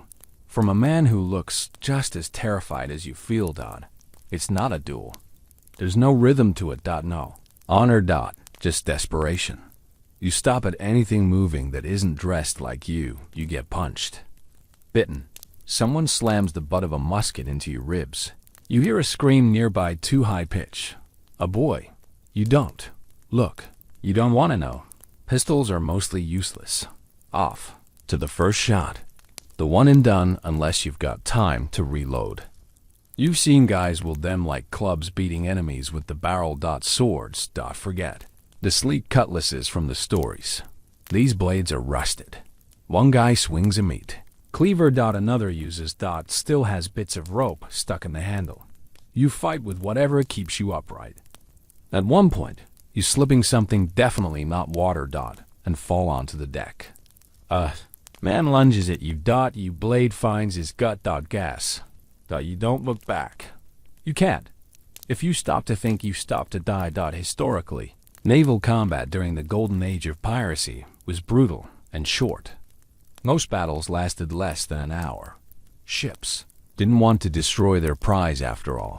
What's the point of sinking something you're trying to loot? But the fighting with savage. Hand to hand. The noise, the smoke, the claustrophobia. It broke minds as often as it broke bones. Pirates relied on fear as much as firepower. The black flag wasn't a warning, it was a promise. Is one moment burned into your brain. You're ducking behind a mask when you see the enemy captain. He's older. Gray hair slicked with sweat, eyes wild. Your quartermaster returns the favor. Does not. The man goes down a neat hallway's forehead. No. Drama just collapse. You don't even hear the third over the. Eventually the fighting slow. What is one side. This time you win. The enemy surrenders. Some drop their weapons, some surrounded by bodies and blood and ruined crescent. Your crew cheers but is half-heart. Too many bruises, too much mess. Victory doesn't taste like Gloria, it tastes like copper and vomit and smoke. Now comes the worst part. The loot. You help carry crate sugar. Ramen, maybe some gold if you're lucky. More often it's spices or tobacco or cloth. The engine to drag the side. The dead are tossed unceremoniously into the sea. There's no time for mourning. No energy. You find yourself stepping over the corpses without blinking. There's a crew. What to do with the prisoners? Sometimes they're offered a choice. Join or be set adrift. Sometimes they just. You don't ask questions anymore. You just do your job. Here's a quirky historical detail. Pirates often try to avoid full-blown combat if they could. It was expensive. Risky. Many relied on sheer intimidation. The flag, the rumors. Reputation. Blackberry. Get himself with toilet fuses into his beard to look like a demon rising from the sea. But when intimidation failed, things got ugly. You've now seen firsthand what ugly means. That's still debate among historians about how common combat actually was. The most pirate ships won their prizes without a fight. Others believe it happened often, especially when facing stubborn captains or miscommunication. Either way, you now know that a single battle can change everything. People disappear, and even if you live, you're never quite the same. That night you sit on the deck, blood on your shirt, your hands shaking. The last sits beside you, a long gash running down his arm. Neither of you speak. You just stare at the sea. It looks so calm now. Ships for centuries, without blinking. You can still smell the powder, still hear the ringing in your ears. You touch the hilt of your sword and realize your hands won't stop trembling. You survive your first real fight. You don't feel heroic, you feel hollow. The smell of powder hasn't faded when you're summoned to the main deck the next morning. Your arms still ache from looting your ribs, feel bruised from where someone rammed into you with a musket butt, and your stomach churns with leftover fear. But none of that matters. There's another ship on the horizon. The spyglass confirms. Sails. Likely loaded. You're not even fully done cleaning the blood from your last raid. And now the crew is preparing for another. This is the rhythm of pirate life. Feast of fam. There you are, floating through empty waters, eating moldy biscuits and playing dice for buttons. While you're chasing down ships like a pack of rabid wolves, hoping they're full of sugar coin, or at least something edible. The new target is bigger than which could mean two things: more treasure, or a worse. The crew starts working the sails. This tension in the air, not fear, not quite. More like the kind that lives in the belly. And the bones snoring. Pirates don't reign for fun. Not really. Play do it because it's how they eat. And they stay afloat. How they avoid becoming the ones being plundered. You're caught up in it. Now, you stopped thinking of yourself as a hostage. Somewhere along the line, you became part of the hunt. This new ship sees you early. The Jolly Roger goes up, but they don't stop. Instead, they start turning. Running. That's the worst case scenario. Chasing S***** means time. Risk. They might get away. Well, they might lead you into a trap. By the way, the crew doesn't hesitate. Sails a tighten. When does ag. What orders? Your ship surges forward with groans and snaps, like it knows this dance too well. The chase. Lost hours, sun blazing, ad pouring. Every crew member pulling, suggesting angles. Navigate to every gust like it's life or death. Which, fun fact, it is. You lean over the rail at one point, watching the sea whip past in streaks of white and blue. That's when you hear it, the distant boom of cannon fire. They're not waiting for boarding this time. I want to scare you off. You don't scare that easily anymore. Your ship returns fire. Did the Rangers pour. The cannonballs splash into the water geysers of salt and noise. Eventually, the enemy gets close enough to see the whites of their eyes. Panic. It's another merchant vessel, poorly armed, Des. And this time, they fight. The boarding is less chaos and more bloodbath. They know they're cornered. You know they've got cargo worth. You lose count of the bodies. The scream. The brutal clang of iron. You single quotes, read. Text. Nelly thrown off the deck. You retaliate with the same ugly instinct that saved you last time. And when it's over, you're alive. Again. Add sticky with someone else's blood. The cargo hold of the merchant ship smells better than anything you've experienced in weeks. Spices. Molasses. Even a barrel of lemons. Honest to God, lemons. The crew. Che. It's not gold, but it's survival. That it's enough to buy another few weeks of not starving, not muting. Your quartermaster smiles with his teeth, what's left of them. Count a good hole, finally. You're too exhausted to smile back. Here's where it gets complicated. After battle like this, the Luke gets divided. She has a calculated. The code followed. The captain gets a double portion. So does the quartermaster. Special. Gets slightly more than regular DECKAND. You get your first official cut. It's not much. Few coins. Flask of rum, half a tin of cinnamon. But it's yours. Do you realize that for the first time you've earned something not through labor, not through accident? Wake me up at 3V. Historically, the promise of shares was one of piracy's most attractive perks. Unlike Navy ships where you might work for years without pay. Pirates split the spoils after every successful raid. It was risky, but for many, especially the poor, desperate, or enslaved, it offered the taste of control. Even if that control came with a saber and the constant threat of death. You learn in the days that follow that the spoils of a raid are only part of the reward. Survive in a fights and people nod when you pass. They stop calling you new. They invite you to sit in the shade instead of making you swap the deck twice. Elias claps your shoulder and calls you a proper dog of the sea. You don't correct them. But the flip side of success, complacency. The ship grows fat with low. The crew grows loud with drink. Fights break out over stupid things. Whose hammock is whose, who stole his dried figs. You spell one man threatening another over a spoon. Spoon. The energy shifts from grateful to greedy, and you start hearing whispers. What about enemies, but about each other? You catch wind of a plot. Maybe. Not serious, but loud enough to reach the captain's ear.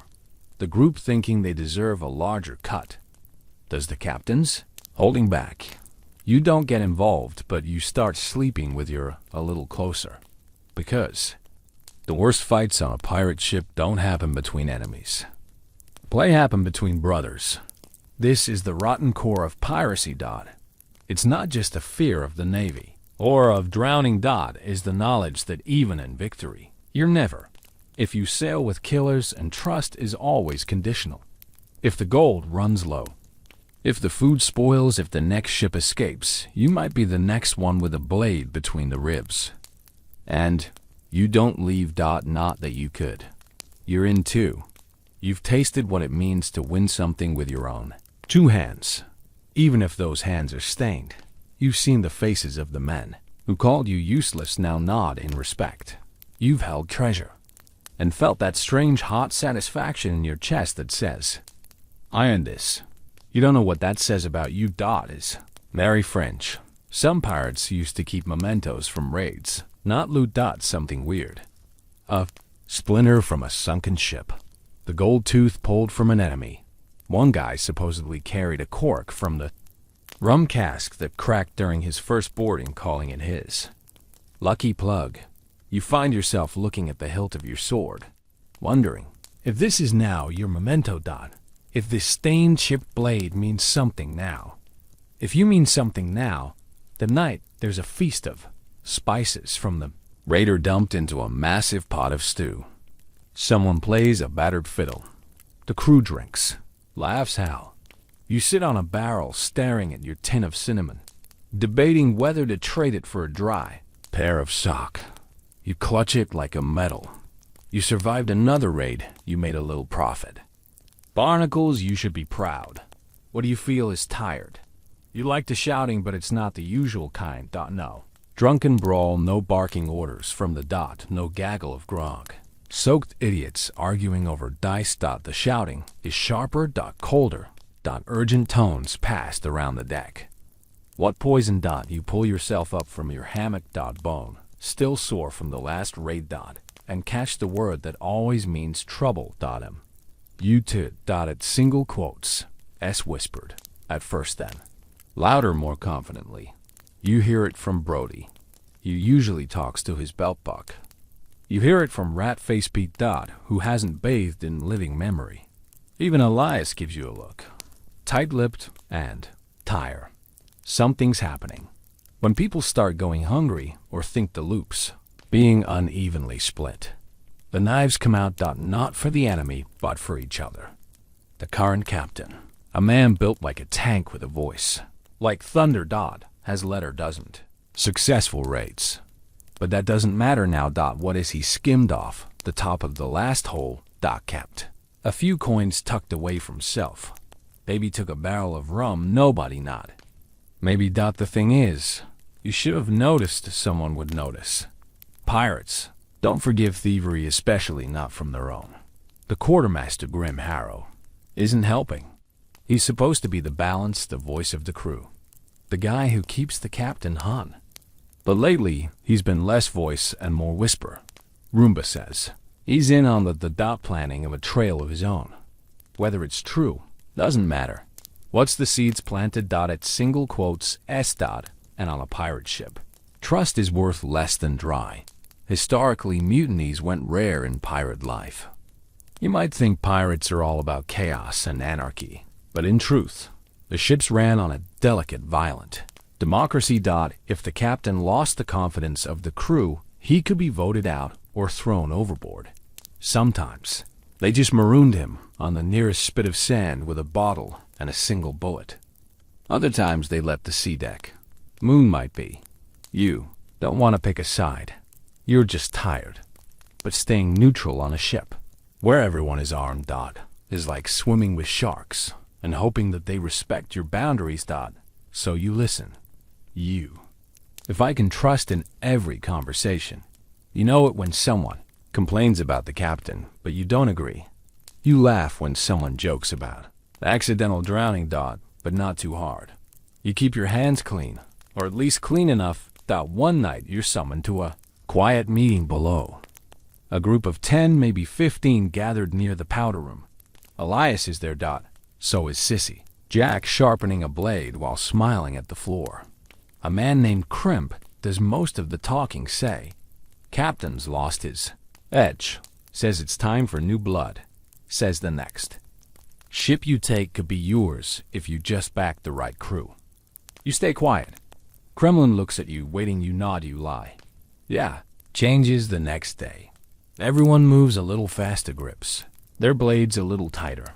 The captain barks an order and no one jumps to follow. His eyes narrow. He knows they always know.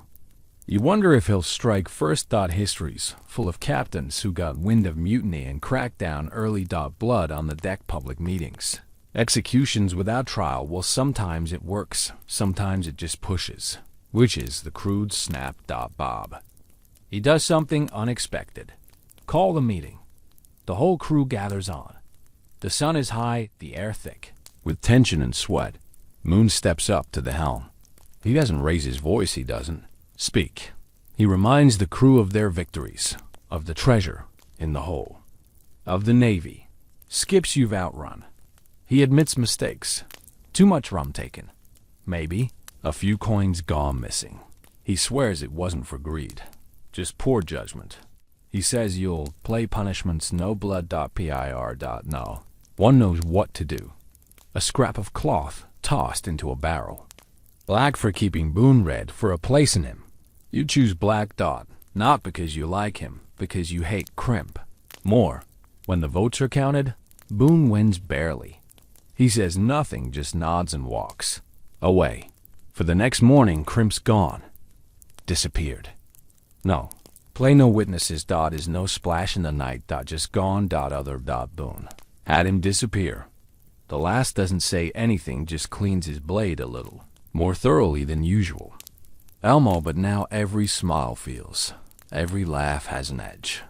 The crew's quieter, more watchful.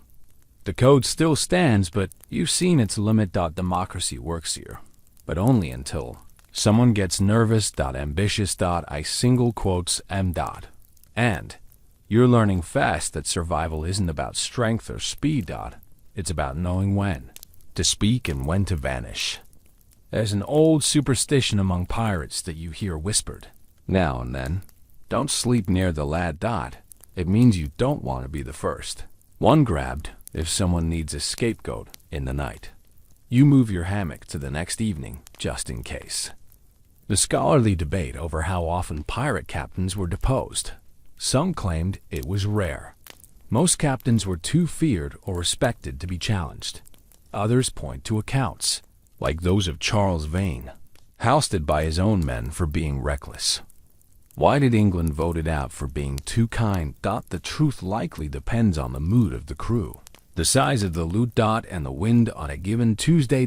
As for you, you survived the mutiny. That wasn't, but it leaves you've seen the cracks in the ship's foundation.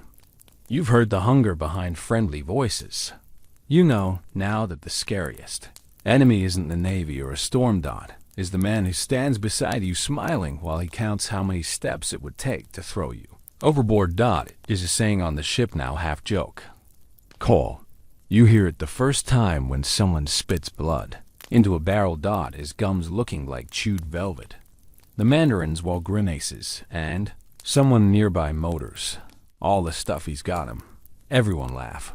But it's that brittle tight kind of off. The people used it when they're trying not to imagine the same thing happening to them. You stop laughing at anything related to disease. Scurvy doesn't come on like a thunder. CL. Watch festive brews easy, then your joint sake. The new gums swell in your breath, could drop them out. 5 o'clock. When your teeth start to wiggle, really wiggle. It's like your whole face is trying to fall off. Can't sleep without biting your tongue. Everything inside your mouth feels like it's about to melt.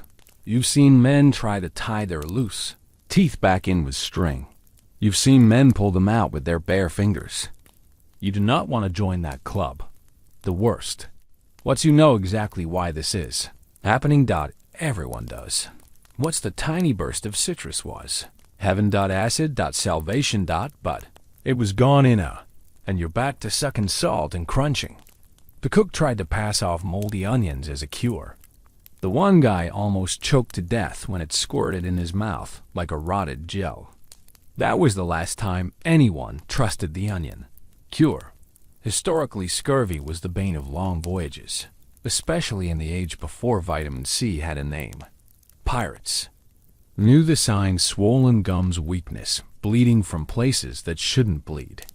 But they didn't always know the cure.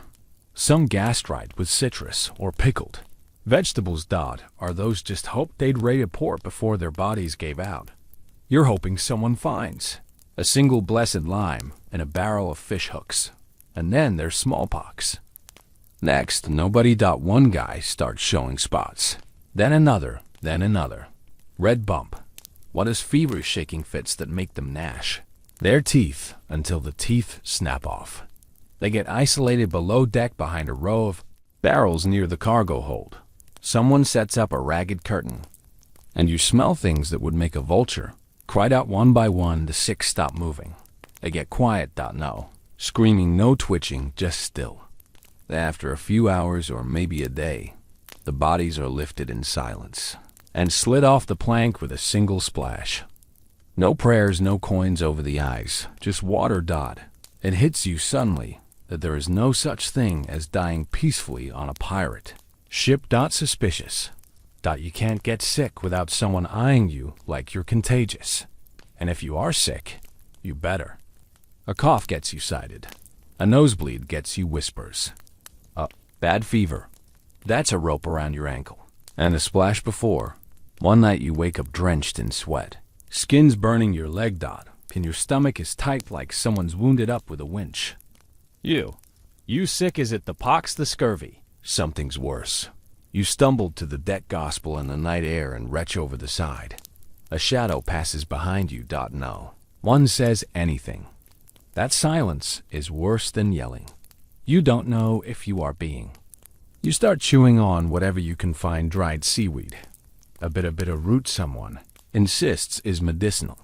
Even the white tasteless pull from the bottom of an old barrel. Anything to keep your teeth in your head. You started dreaming about oranges, not treasure, not gold. Just as stupid. Play fat, juicy orange. You want to bite into it and let the juice run down your chin. You want the acid to sting your gums. You trade your hammock for one. And then one day by some miracle. The captain announces you're stopping at a hidden cove to resupply. Not a too risky, but a place known for fruit trees and fresh water. The crew chairs like children. You've never seen the grown men cry over a pineapple before. You see it now. As you approach the shore, the smell hits you first. Green. That leafy human scent of plants not yet rotted or salted. The crew practically sprints onto land. You're one of the first. You run. Literally. Run. Into the trees, pop the ferns until you find. You tell. There might be a lime. It might be a moldy potato. You don't care. You bite into it. And we Actual honest weeping. Did you burn your gums and taste like a miracle? You pick a dozen more and shove them into your shirt. Others do the same hooting like madman drunk on vitamin C. And freedom. Of course, not everyone's lucky. By the time the ship leaves the cove, 2 more men have been buried. One from fever. One from a cut that turned black. The sea caves and the sea takes. You're alive, your teeth are still in your mouth barely. He's a curious fringe fact. Some pirates believed that the Alex was a curse passed by sirens. Sea spirits punishing men for plundering sacred waters. Sounds ridiculous. Until you see someone covered in soul. Babbling. Nonsense. You swear you hear something whispering in the waves. You shake it off, but night. You sleep with your back to the hole. Ears cover. There's still debate among historians about how often pirates suffered from disease compared to other sailors. Better access to shore, so they were healthier. Others claim the lack of routine medical care and wild lifestyles made things worse. By the way, one thing's for sure. A pirate ship was a floating petri. You might survive the Navy, survive battle, survive storms, and still be taken down by rotten tooth. And so every morning, now you check your gums. You're on your tongue, on your teeth. Count them like treasure. You watch the spots on your skin. You sniff the air, always listening for the telltale rattle of someone too sick to hide it. You tell yourself you're okay, that you've got time. You don't say it out loud. You don't want the sea to hear you. You always thought the Jolly Roger, skull and crossbones, maybe a little yo-ho-ho and a parrot squawking for comic relief, something from a storybook. But now standing at the base of watching that ragged flag snap in the wind like a dare, you realize the truth. The Jolly Roger is not a joke. It's not a costume or a fashion state. It's a threat, a warning, a confession. We are monsters. The day starts clear sky, a perfect dome of blue. You're trimming sail thinking maybe, just maybe, you'll get through 24 hours. Without vomit, fire, or death. Then the lookout calls it. Sails on the Dost and horizon. You expect the usual scramble, the whooping, but some things. The captain doesn't order you to hide. Run up the flag. You do it. And the Jolly Roger and Farrell. Not the one you're used to either. Not the cartoony skull. This one's got a skeleton, holding an hourglass and a spear, standing over a bleeding heart. Terrifying. Even the paint is uneven, like someone carved it with their own fingernails in a fit of rage. And you realize this is a specific message. This one says, surrender now, or die screaming. That's the point of pirate flags. Every symbol has the meaning. Some signal mercy. Others. What is torture? Historical pirates used dozens of different flags. Hourglasses for times. Running out spears, for we like violence. Bleeding heart. We enjoy watching you sow. On the black background. You might live if you surrender. Redmond, no survivors. This flag is black, but there's a red smear across the skeleton's face that might just be old blood. The merchant ship. You're pursuing seas. You can tell by how they start turning, how the sails catch more wind. They're running. Your captain loves that. The crew chairs like they are at a sporting event. Not about to commit felony murder. You stand back clutching the rigging, trying not to look seasick or scared or both. And here's the nasty twist. The flag isn't just for them. It's also for you. A reminder, a contract. You sail under that thing. You agree to what it stands for. You become the monster. You're no longer someone who is forced aboard. You're not a victim anymore. You're part of the message that shakes you more than the chase. When the ships finally close, the captain has the flag lowered halfway. You think it's a mistake until Elias tells you that's part of the show. Mass means we're mourning too. Usually for you. Sure enough, the merchant ship slows. You see people waving a spell surrender. No one cheers. Not yet. You board with the others, the crew of The merchant vessel is lined up, shaking eyes wide. Some have weapons, but they drop them quick. There's no fighting. They've seen the flag. They know what it means, and still just to make a point. The captain select one man and has him dragged forward. We fly death. He says so we have to mean it. The man is stabbed slow and delib not killed, not yet. Just enough to show everyone else what's waiting if they don't behave. Blood splashes the deck. A few people. A child clings to her mother. You don't breathe. You don't move. You don't speak. And only then does the captain let the looting begin. Later you ask Elias why the show. Why the flag weather terrify fear. He says is faster than gunpowder. The best scared enough, they don't fight. No fighting means no blood, no damage. Clean job, clean. And sometimes, we just like the fear. You wonder if he means we all. Children's books. Pirate flags were often customized on the fly. Someone signed from old sail. Others painted with tar pig's blood or red wine. There's one story of a pirate who nailed his enemy's ears to a flag and hoisted it just to see if it's flat right. Nobody remembers his name, but everyone remembers the flag. Some ships even carried multiple banners to swap out depending on their mood. Play some scholarly disagreement over how widely used the Jolly Roger really was. The image of the skull and crossbones is so iconic. It feels universal. But some historians argue most pirate ships they use plain red or black flags, or no flag at all until the last. The Jolly Roger, in all its stylized glory, might be more myth than fact.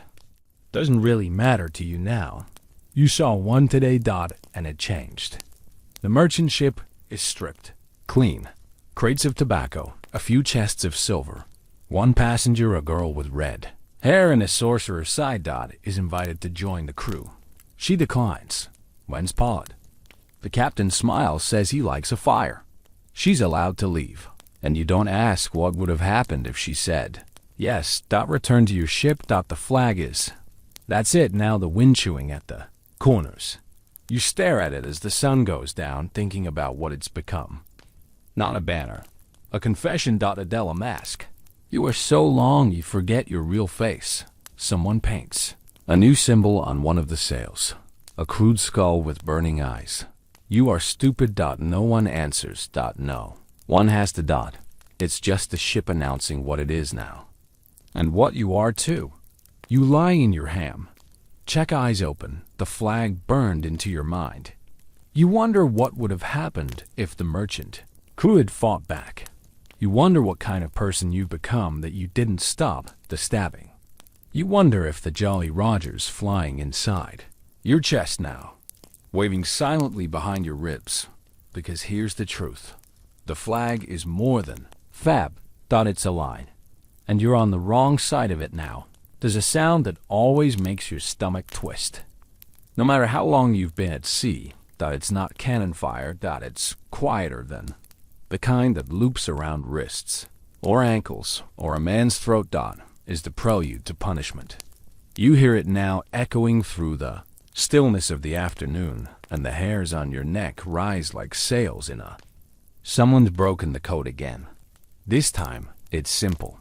One of the newer crew, barely more than a boy, was caught trying to sneak a silver ring into his boot. Just a little band from the last raid. Probably worthless, but the captain made the rules clear. Loot gets divided fairly. Anyone caught skimming. That's mutiny in miniature. A mutiny, even in its mildest form, gets met with pain. Play time to the mast. He doesn't struggle. Maybe he knows that struggling just makes it worse. Maybe he's too scared to move. His shirt is torn off his back, pale and trembling.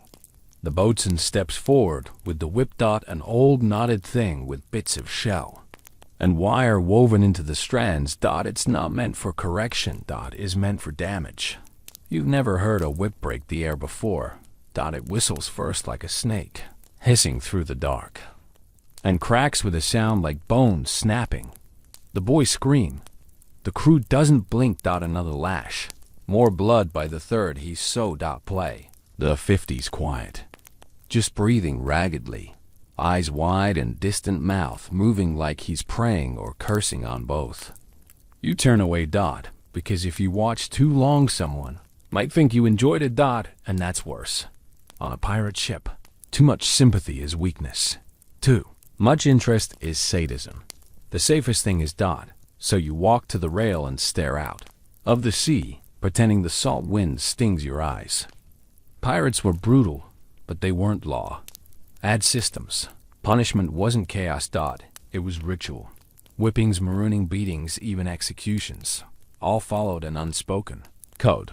You broke the rules, you paid. And it didn't matter if you were new or seasoned. The punishment was often public, a lesson to everyone else. Not just to scare, but to remind. A pirate crew can afford freeloaders, or liars. One loose thread and the whole ship unraveled. Let's talk sometimes of a man named Holstad. No one knows if he's real. You supposedly tried to poison the captain for a bigger share. They say he was tied to the bowsprit spread, eagle like a scarecrow, and left there through a storm lashed by rain and wind until his dot like burnt parched dot. When you finally died, they cut him down not for burial. Elias says that part is true. He claims he saw the sharks waiting under the hull. Some punishments are creative. The guy wants to drink too. Much grog pissed in the water barrel and got caught. You didn't get flogged. You got silenced dot, no one spoke to him for 3 days. No one handed him food or water. No one acknowledged his existence. On the 4th day dot, he cracked dot, stood on the rail and started yelling. The captain called him back down. He refused. As a fringe tale, you hear one night during a game of dice, half whispered between curses, a ship out of Nassau once punished thieves by sewing them into sailcloth and dragging them behind the boat. Not long, just enough to scrape the skin off, they called it the ghost town. Supposedly, if you survived, they let you stay. You have to live with your skin half gone, but you gotta live. That was the reward. Some historians argue that these punishments weren't as common as legends make them sound. They claimed that pirate crews relied more on social pressure, voting, and classical consequences dot like docking chairs or demotion. But there's a historian sitting at desks dry, and you've seen what happens when someone breaks the code out here. The lash is real. The bruises don't lie dot. Fear is a faster teacher than off. To the flogging, the boys collapses onto the deck. Someone hands him a dirty rag to dot. No one helps him up, whether he stays or jumps ship at the next port. No one knows. What matters is that everyone saw what happens when the rules get bent. The crew moves on. Lunch is sir. Someone starts a sea shanty like the mast wasn't just dripping blood 5 minutes ago. You clean your blade that evening, even though it hasn't seen you today. You do it because it's something to focus on, something mechanical. One stroke dot, then another. Elias sits nearby, quiet as ever, running his fingers over the grip of his pistol, like, what's the talus? Neither of you speak. You've learned by now that the worst wounds aren't always from battle dot. Sometimes they come from inside. Coles whispers, quite cruelty. There's no honor in watching someone bleed out for a ring. There is no pride in tying a man to a mast dot. The best survival, I'm in pirate survival, always wins. There's an eerie moment after nightfall dot. The ship rocks, gently, moonlight slipping across the deck. Look like spilled milk. You pass by the mast, and you swear you see the imprint of the boy's body, still there, shadowed in the wood. Like the ship remembers. Maybe it does dot. After all, she's seen more punishment than most present dot. And here's the part that keeps you up. You didn't stop it. You didn't speak up. I'm part of your nose dot. Next time, it could be you, maybe not for, but for failing in a raid dot, for getting caught sneaking. Extra water dot. The stepping on the wrong toes. And the whip doesn't care who's guilty, only who's next. Surely there's no reward. Not really dot. Collective pressure. The kind everyone exploded once before they start stabbing each other on the ship. You hear the dot, and the crew cheers like children.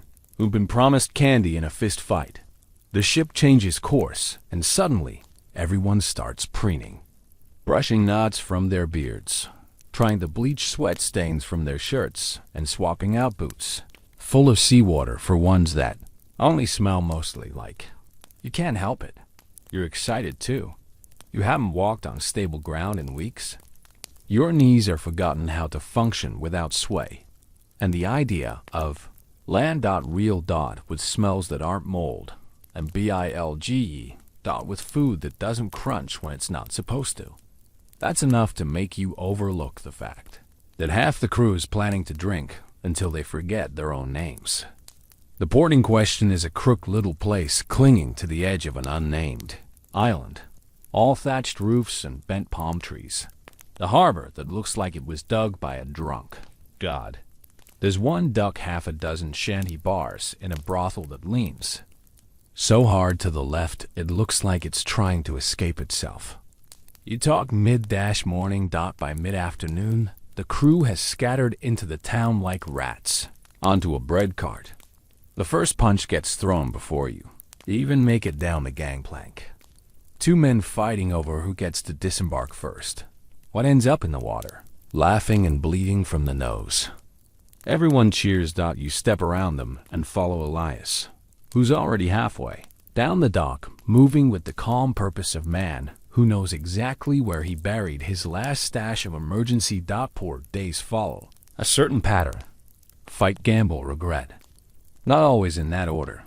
You make it to a tavern called the Drunken Girl, where the floor is mostly sand and the roof leaks grog from the second story.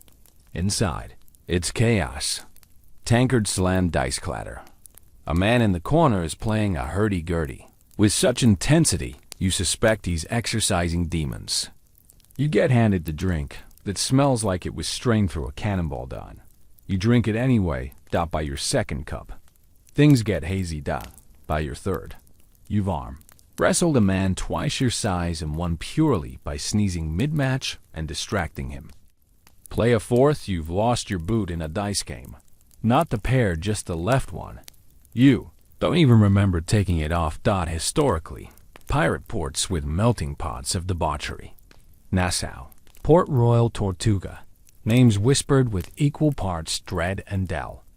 They were places where pirate ships could resupply, unload stolen goods, and more importantly, let that cruise go wild. Tavern owners welcomed them for the gold. Locals tolerated them for the chaos and the PIR, food forgetfulness. You stumble outside around Deuce. The ass smells like fire sweat and sweet tobacco. Somewhere nearby, someone is being serenaded very badly. A man runs past with no pants. Another walks behind, him calmly holding the pants like a trophy. You turn into Elias sitting on a barrel feeding crumbs to a chicken. He insists his name Morris. You don't question. You're too drunk to spell chicken. The brothel is easy to find. Just follow the trail of broken glass and laughter. You don't go inside, but plenty of others do. You hear the creaking walls from the street. The moaning, the occasional scream. It's not all pleasure. Pirates often confuse lust with ownership. And not all encounters are consensual. That part never makes it into the sea shanties. You feel a little sick, and not just from the rum. Drunken sailor. There's a port where they train parrots to mimic coins, clinking in a purse. Just tell you a pirate's into gambling halls. Another sailor claims there's a house that lets you pay in teeth. Both men have black eyes. You don't doubt either story. Later, you sit in the sound outside a shattered bakery, cradling your head. The stars are blurry. Your stomach is a mutiny all its own. You hear a familiar whistle and look up to see one of your crewmates being chased by a mole. He's laughing. You decide not to get involved. A lesson you've learned well. If it's not your blood, it's not your problem. As the night stretches on the streets get quieter. View. A shout, small drones. You pass by a man asleep with a chicken on his chest and 2 gold coins balanced on his eyes. Not dead. Just hope. Someone plays a sad tune on a fiddle. The notes rising into the night like ghosts. You sit beside a barrel and finally throw up everything you've eaten in 2 days. It feels like freedom. Was truly as wild as the legends say. Some monkey. The stories were exaggerated. Tool tales passed around to make pirates seem more fearsome or more fun. Others point to official records from governors and merchants. Much the described drunken mob. Fires and even full-blown R. From where you're sitting wiping your mouth with a sleeve that smells like fish and blood. It all feels pretty. You awake the next morning on the deck of the ship you don't remember getting there. Elias is next to you holding Morris in his lap. You bought him, he says, dead. Said you wanted a conversation. Partner. More squawks and immediately poops on your leg. You, accepting your. The crew trickles back throughout the day. Limping, groaning, bragging. One man's missing a finger. Another has a new tattoo that says freedom in backward letters. The captain counts heads, nods once, and says, set sail. No one asks. No one questions the decision. Surely is over.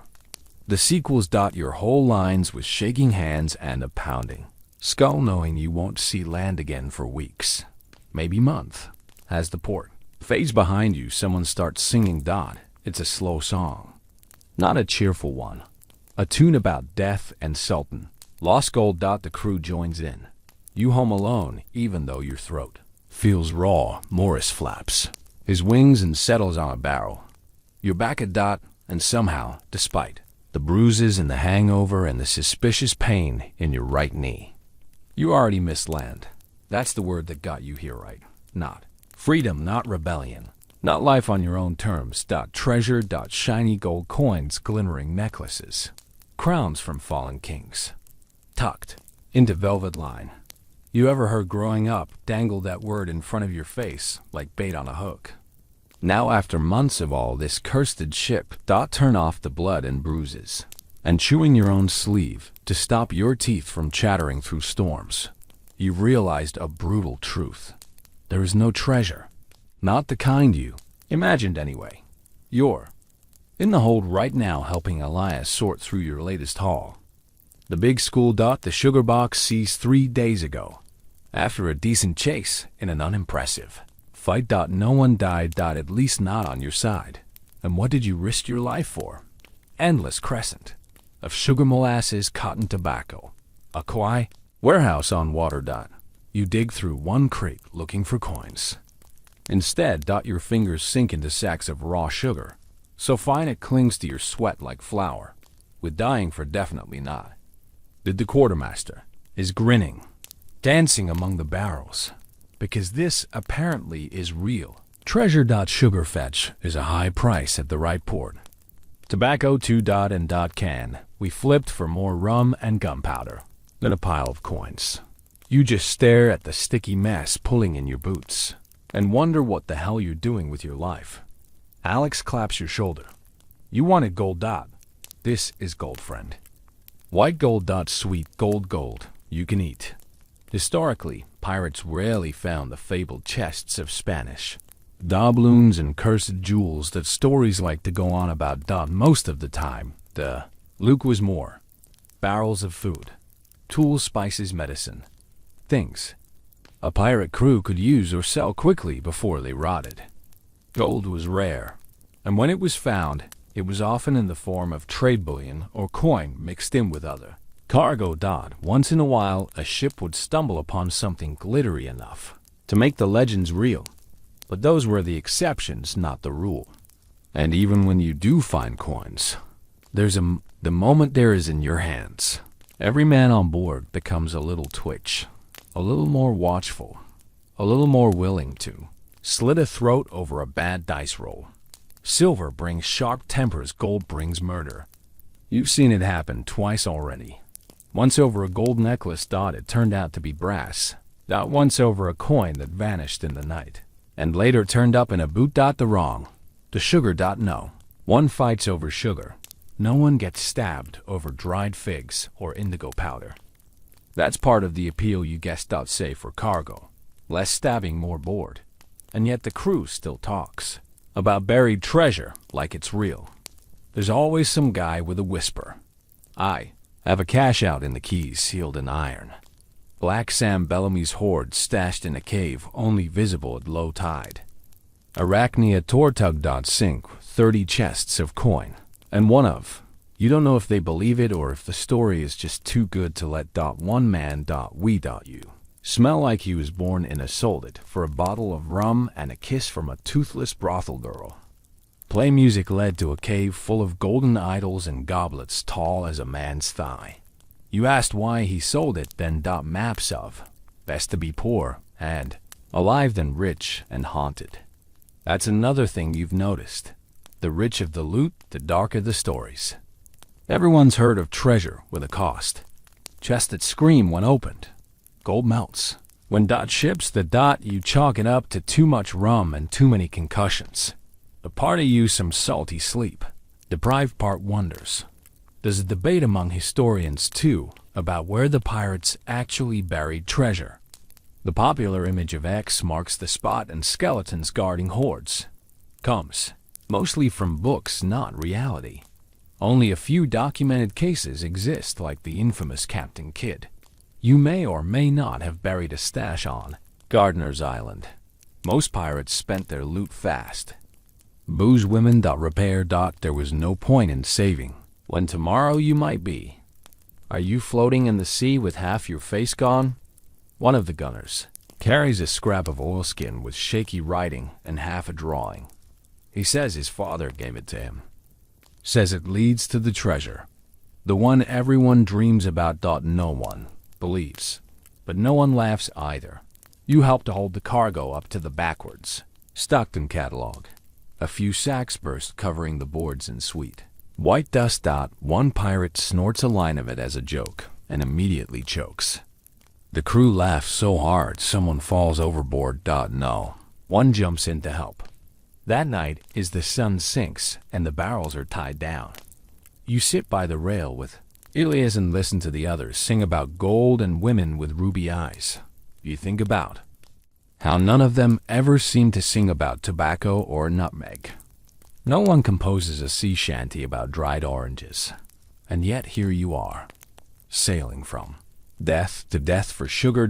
You still dream about gold sometimes, coins tumbling through your fingers.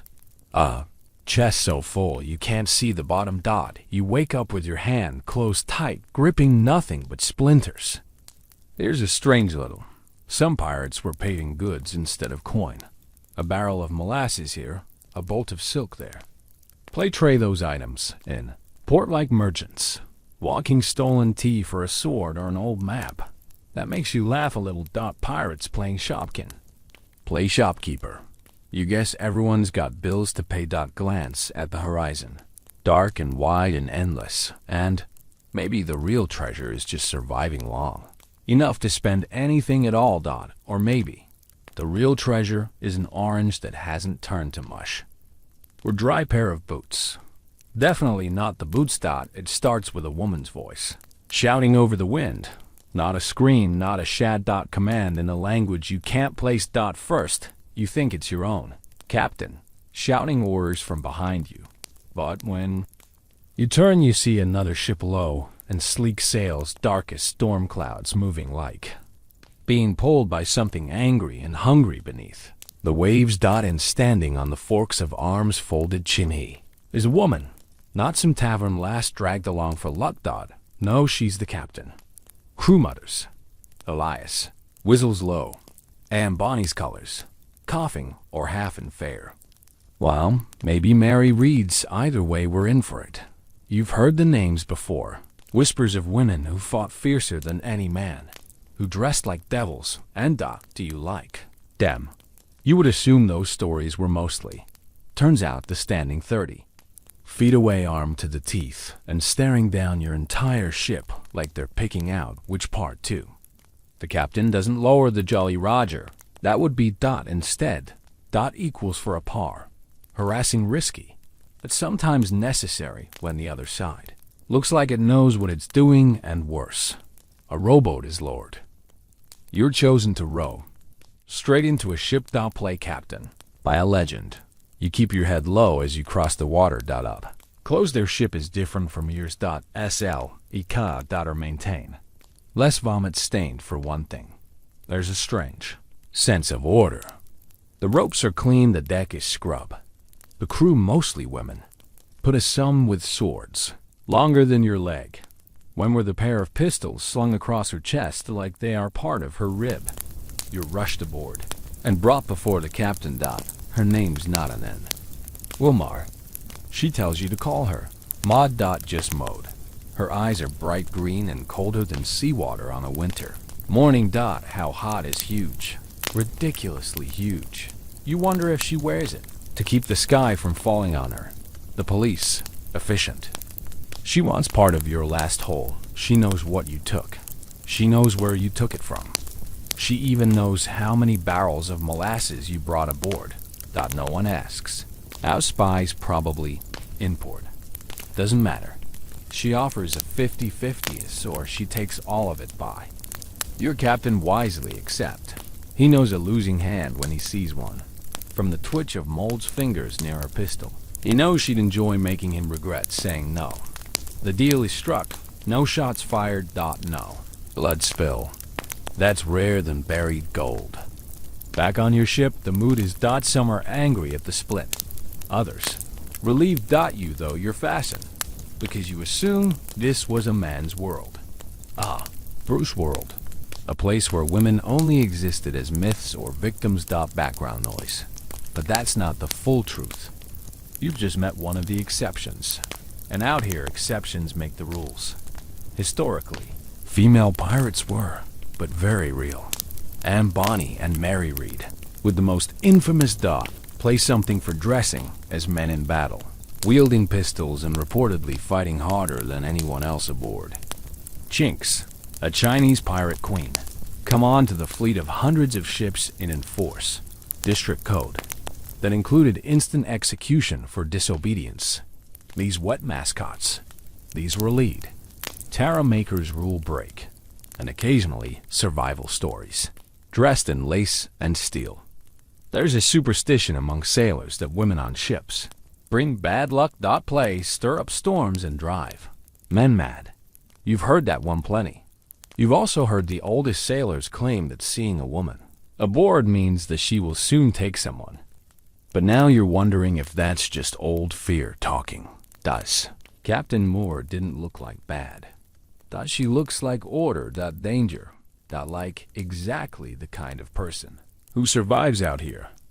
Play survival means knowing when to trade barrels and when to slit throats. Not every pirate queen is famous. They're quiet ones. The cook's assistant on your ship mirror, set to have slit a Navy officer's throat during a boarding party, tossed his body into the sea with no one noticing. She rarely speaks, but everyone makes sure to be polite when she sharpens her knives. Then there's the old Bowles. The musician with a third nipple who claims it's a lucky charm from a mermaid. The old man who believes his beard is haunted by the spirit of his dead wife. The carpenter who swears he wants to kiss Davy Jones and now can't eat shellfish without crying. These people aren't captains. The bad part of the fabric of pirate life. Fringe characters, living legends. They keep things interesting and terrifying. One of them, Jasper the Mad, has a tattoo of a woman riding a shark on his back. He says it's Chingshi. Where is mother? He's not sure. Either way, he talks to her every morning before breakfast. You used to think he was insane. Now you're not so sure. There's an open debate among historians about how much power women really had in pirate society. Some argue they were rare exceptions, tolerated only because of extraordinary skill or force of personality. Others suggests that pirate play, being outside the bounds of traditional society, allowed for more freedom. Gender included, a floating meritocracy, where the only thing that mattered was what you could do with a blade in a bottle. You ask Alice what he thinks. Doesn't matter. Anyone who can sail fight and not get killed is fine by me. Don't care if they've got a beer or a because honestly he's right. Week later you spot Mold's ship again on the horizon. She doesn't come close. Just sails. A black streak on the water. A flag flies high down an hourglass above. Lost blades. You wonder what message she's sending this time. Reminder. A war. Maybe just a note from one survivor to another. That night, you dream of standing at a ship's wheel. Wind in your hair. A fleet behind you. In the dream, your voice is loud, your coat is long, and no one questions your orders. You wake up smiling just a little. Because out here, the sea doesn't care who you are. Only whether you. She's still out there. You're eating cold fish off a rusty tin plate when you notice something odd. Not calm. Pirate ships are never. The quiet in the war. Room goes silent right after someone says something they shouldn't have. You glance. Elias is gone. The captain hasn't left. His quarters in 2 days. Is it cool, the master? He's been pacing the deck like a priesthood, a hanging. The crew won't meet your eyes. I'm out here. Usually means someone's about to end up bleeding or on fire. Or both. You asked around carefully. Neutral questions. Single captain, all right. You get shrugs and non-answers. Few scowl. What's one man spits overboard without looking at you. Finally, you catch Brody near the forecast, but definitely smells like old socks and rum. Healings and close low voice and says, they're talking deals. Maybe will the East India bastard. Deals that's worse than mutiny. Pirates live outside the law, that's the whole point. But every now and then someone on board gets clever and starts talking to the other side. Maybe they offer up intel in exchange for gold. Maybe they sell out old allies to buy a pardon. Either way, it's treason. And treason doesn't go unnoticed for. Turns out who's been with the ship longer than you, disappeared during the last port call. No one saw him leave. No note, no fight. Just gone. But someone found a sealed envelope in his hammock. Nothing written on the outside. Add inside a list of names. Yours is on it. So is Elias, so is Brody's. The implication is clear. Someone is keeping tabs, selling out the crew one name at a time. Your hands go cold. It could be nothing. A joke. A warning. What could mean that the next time you dock, someone's waiting with shackles and a gallows already built. The crew starts to fracture. People talking corners now. Arguments. Bubble just beneath the surface. At night hammocks are quieter. But not because people are sleeping. They're listening. Watching. You keep your blade closer than ever and make a habit of sleeping with one eye half open. Alice finally returns one morning with a split lip and no explanation. You ask him where he went. He says, you don't press. But later he slips your folded scrap of paper with a single line written in charcoal. Trust no one below deck. You ask no more questions after that. The captain emerges the next day, looking older than you remember. Eyes sunken. Jaw. How old is a course change? Away from the usual trade lines. That's when you know he's scared. Whatever whisper was doing whatever deal was. It's big enough to spook the man who once laughed while being shot at. The captain says, nothing about the note, nothing about the list. Did the sails of tit. The guns clean. And no one leaves that post. Then you notice the ship following you. It's chocolate first. Just a dot on the horizon. A merchant vessel, maybe. Then it gets closer. Navigating, never falling back, just there. It follows you. Slow down. It slows to always out of cannon range. Always watching. Few whisper that it's Whisper himself. Captaining a ghost ship with a hold full of your names. Add a crew of informants. That night someone sets fire to the water barrels. That's when things truly fall apart. Fire on the ship is nightmare. Fuel, even a small flame, can become a floating funeral in minutes. Luckily, it's quarterly. The flames have stomped out. Do the barrel. Smoking leaking into the plank. Next you'll survive maybe 3 days. Without fresh water. The captain demands names. Man named France, too slow to deny it. Too drunk to fake innocence. He's tied to the mast, accused of sabotage. He cries. Thanks. Sissy knows nothing it doesn't. He's executed. You watch the crew swing from paranoia to relief to guilt. In under a minute, here's a fringe fact for you. Some pirate crews employed informants on purpose. Ships needed eyes and ear, especially on long hauls when tempers flared. The informant wasn't always punished. They were often protected. If they served the right master. Loyalty wasn't about morals. It was about survival. Is Scully debate about where the pirates truly had organized by networks among themselves.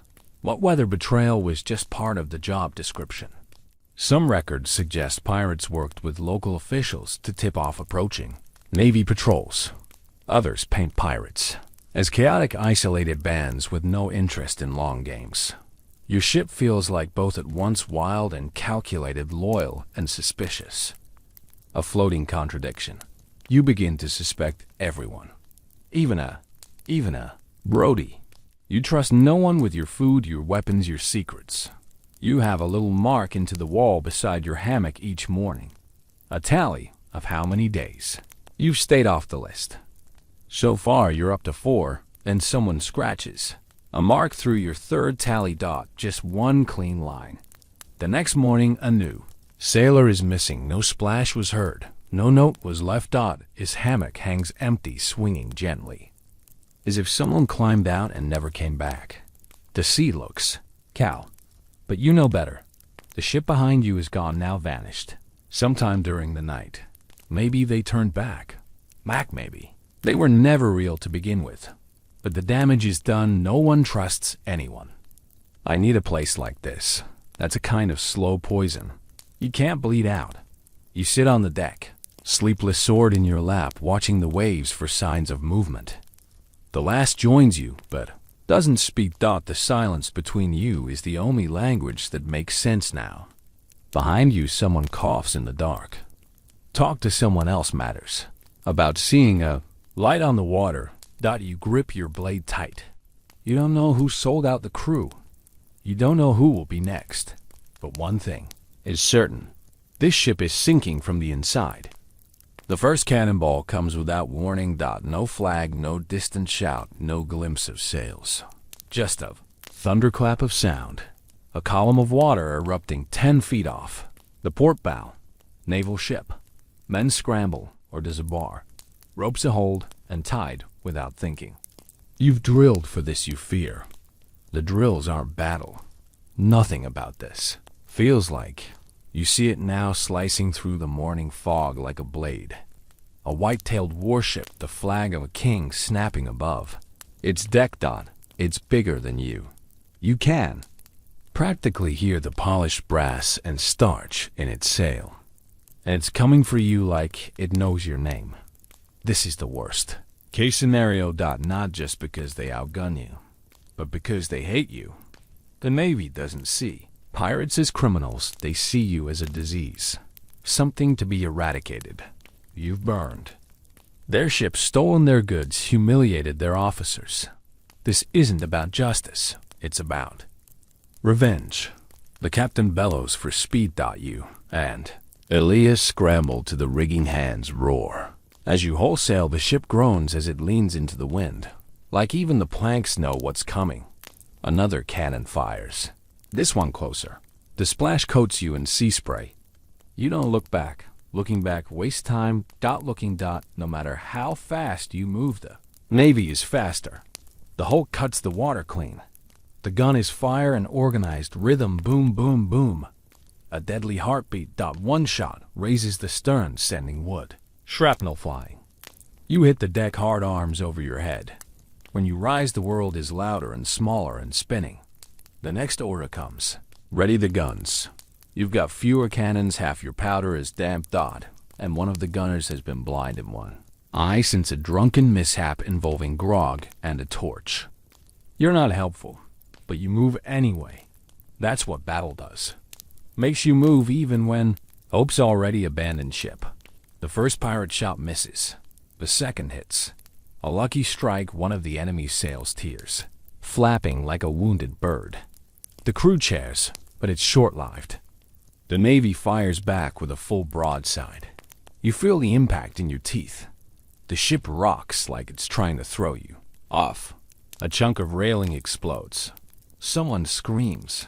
You see a liars go down. You cruel to him. Heart in your throat. His arm is bleeding, but he's breathing. You dragged him behind a barrel is another volley shrieks overhead. Historically, Navy ships had advantages pirates see, OULDN, single quotes T. Better weapons. More men sturdy a hull. Pirates relied on speed, surprise, and fear. But when those things failed, it was like fighting a lion with a stick.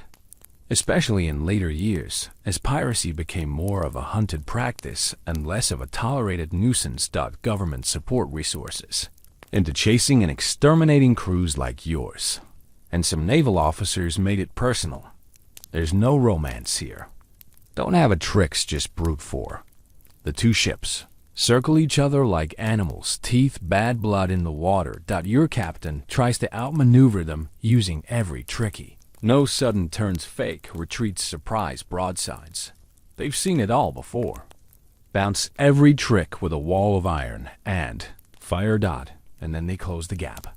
Grappling hooks fly. The worst kind of fight begins. The board. The enemy swarms, your deck uniforms stained with smoke. Sabers raised. It's chaos. Screams steal blood. You see men full, some from wounds, others overboard. You find yourself locked in combat with a man twice your size and only win because he trips on a loose plank. And you stab him through the. You don't feel heroic. Feel sick. Elias is fighting near the forecast. His face twists. His shirt soaked in blood. Not all his, maybe not even mostly is. You still on his feet. You don't know how long the fight lasts. 10 minutes, an hour. Time breaks apart in battle. What you do know is the tide turns just barely. The Navy captain is wounded. His men falter. Your quartermaster rolls like a beast and leads a countercharge that pushes them back across the gangplank. One pirate drops a torch on their. Fire leaps up for fast. Someone screams to cut the ropes, and just like that, the Navy ship lips away, burning slowly, smoke curling like ink across the sea. Your ship is battered, torn, bleeding from the seams. You've lost 4, and 2 more dying. The deck looks like a butcher's table. You sit down hard, back against the. Blood on your face, your fingers twitching like they've forgotten they're attached. Elias drops beside you. He doesn't speak. Neither do you. And here's the airy part. Off to the Navy flees. The sea goes completely quiet. No wind, no gulls, just the crackle of burned wood and the groans of the wounded. It feels play. The ocean is waiting to see what you'll do next. He is a French. Some pirates believe the Navy used spies to mark ships with cursed symbols before an attack. Tiny knots of red thread tied into the rig. Ashes smeared across the mast. You think that's until you see a red stain near the helm that wasn't there yesterday. The scholarly debate about just how effective pirate resistance was against Navy forces. Some argue pirates avoided conflict whenever possible. Others claim successful pirate crews often defeated Navy ships through cunning and speed. The. It shows on every face. That silence falls over the ship. No songs, no games, no two. Just the sound of repairs and shallow breathing. You lie in your hammock, every bruise pulsing like a drumbeat. Your hands still coated in blood. Some of it's yours. Some of it is. You should feel proud. But all you feel is numb. And somewhere out there you know another ship is coming. Mine. Does the Navy never forget? They catch you while you're sleeping. Not during battle. Not during a storm or raid. Just a quiet, still night when the sails are full and the sea is flat as polished glass. You know, I started to believe the worst was behind you. You were wrong. Starts with a whistle. Low and slow. Then the sound of boots on the. Back. Too many to count. By the time you're fully awake, your wrists are bound. And there's a sore tip hovering near your throat. The man holding it has that clean stiff look only Navy officers seem to pull off. Like someone ironed him into his uniform. Behind him, more soldiers swarmed the ship weapons. Drawn expression, stone cold, no fight, no dot warning, just capture. You're dragged up onto the deck, where the rest of the crew's already assembled, lined up, tied in. Elias is there, kneeling with blood on his temple. Captain stands in the middle, arms behind his back. George switched to his locked on the officer, like he's memorizing every wrinkle in the man's smug pale face.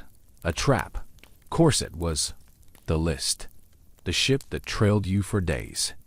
This wasn't a random patrol, it was a plan. You feel stupid for not seeing it sooner, angry at yourself and terrified. They make you kneel. The officer reads a proclamation in a bored nasal voice. Something about piracy trees and gift of crown property. Disturbing the peace of civilized waters. Can you catch the words to be tried and hanged in accordance with His Majesty's law? The crew listens in stunned silence. One man starts sobbing. Another laughs long and hollow. You just stare at the deck and try not to throw up. Pirates didn't always die in battle. Navy ships could outrun. You outgunned. And sometimes outsmart. When they took you alive, it wasn't for mercy.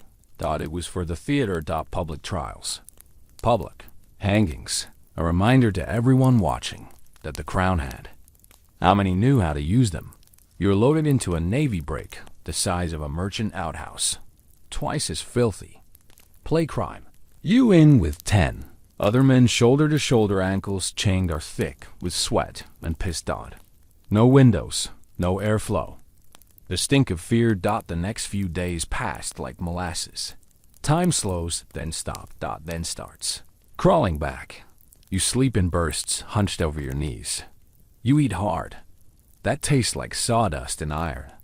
You drink water from a wooden cup with someone else's teeth marks on it.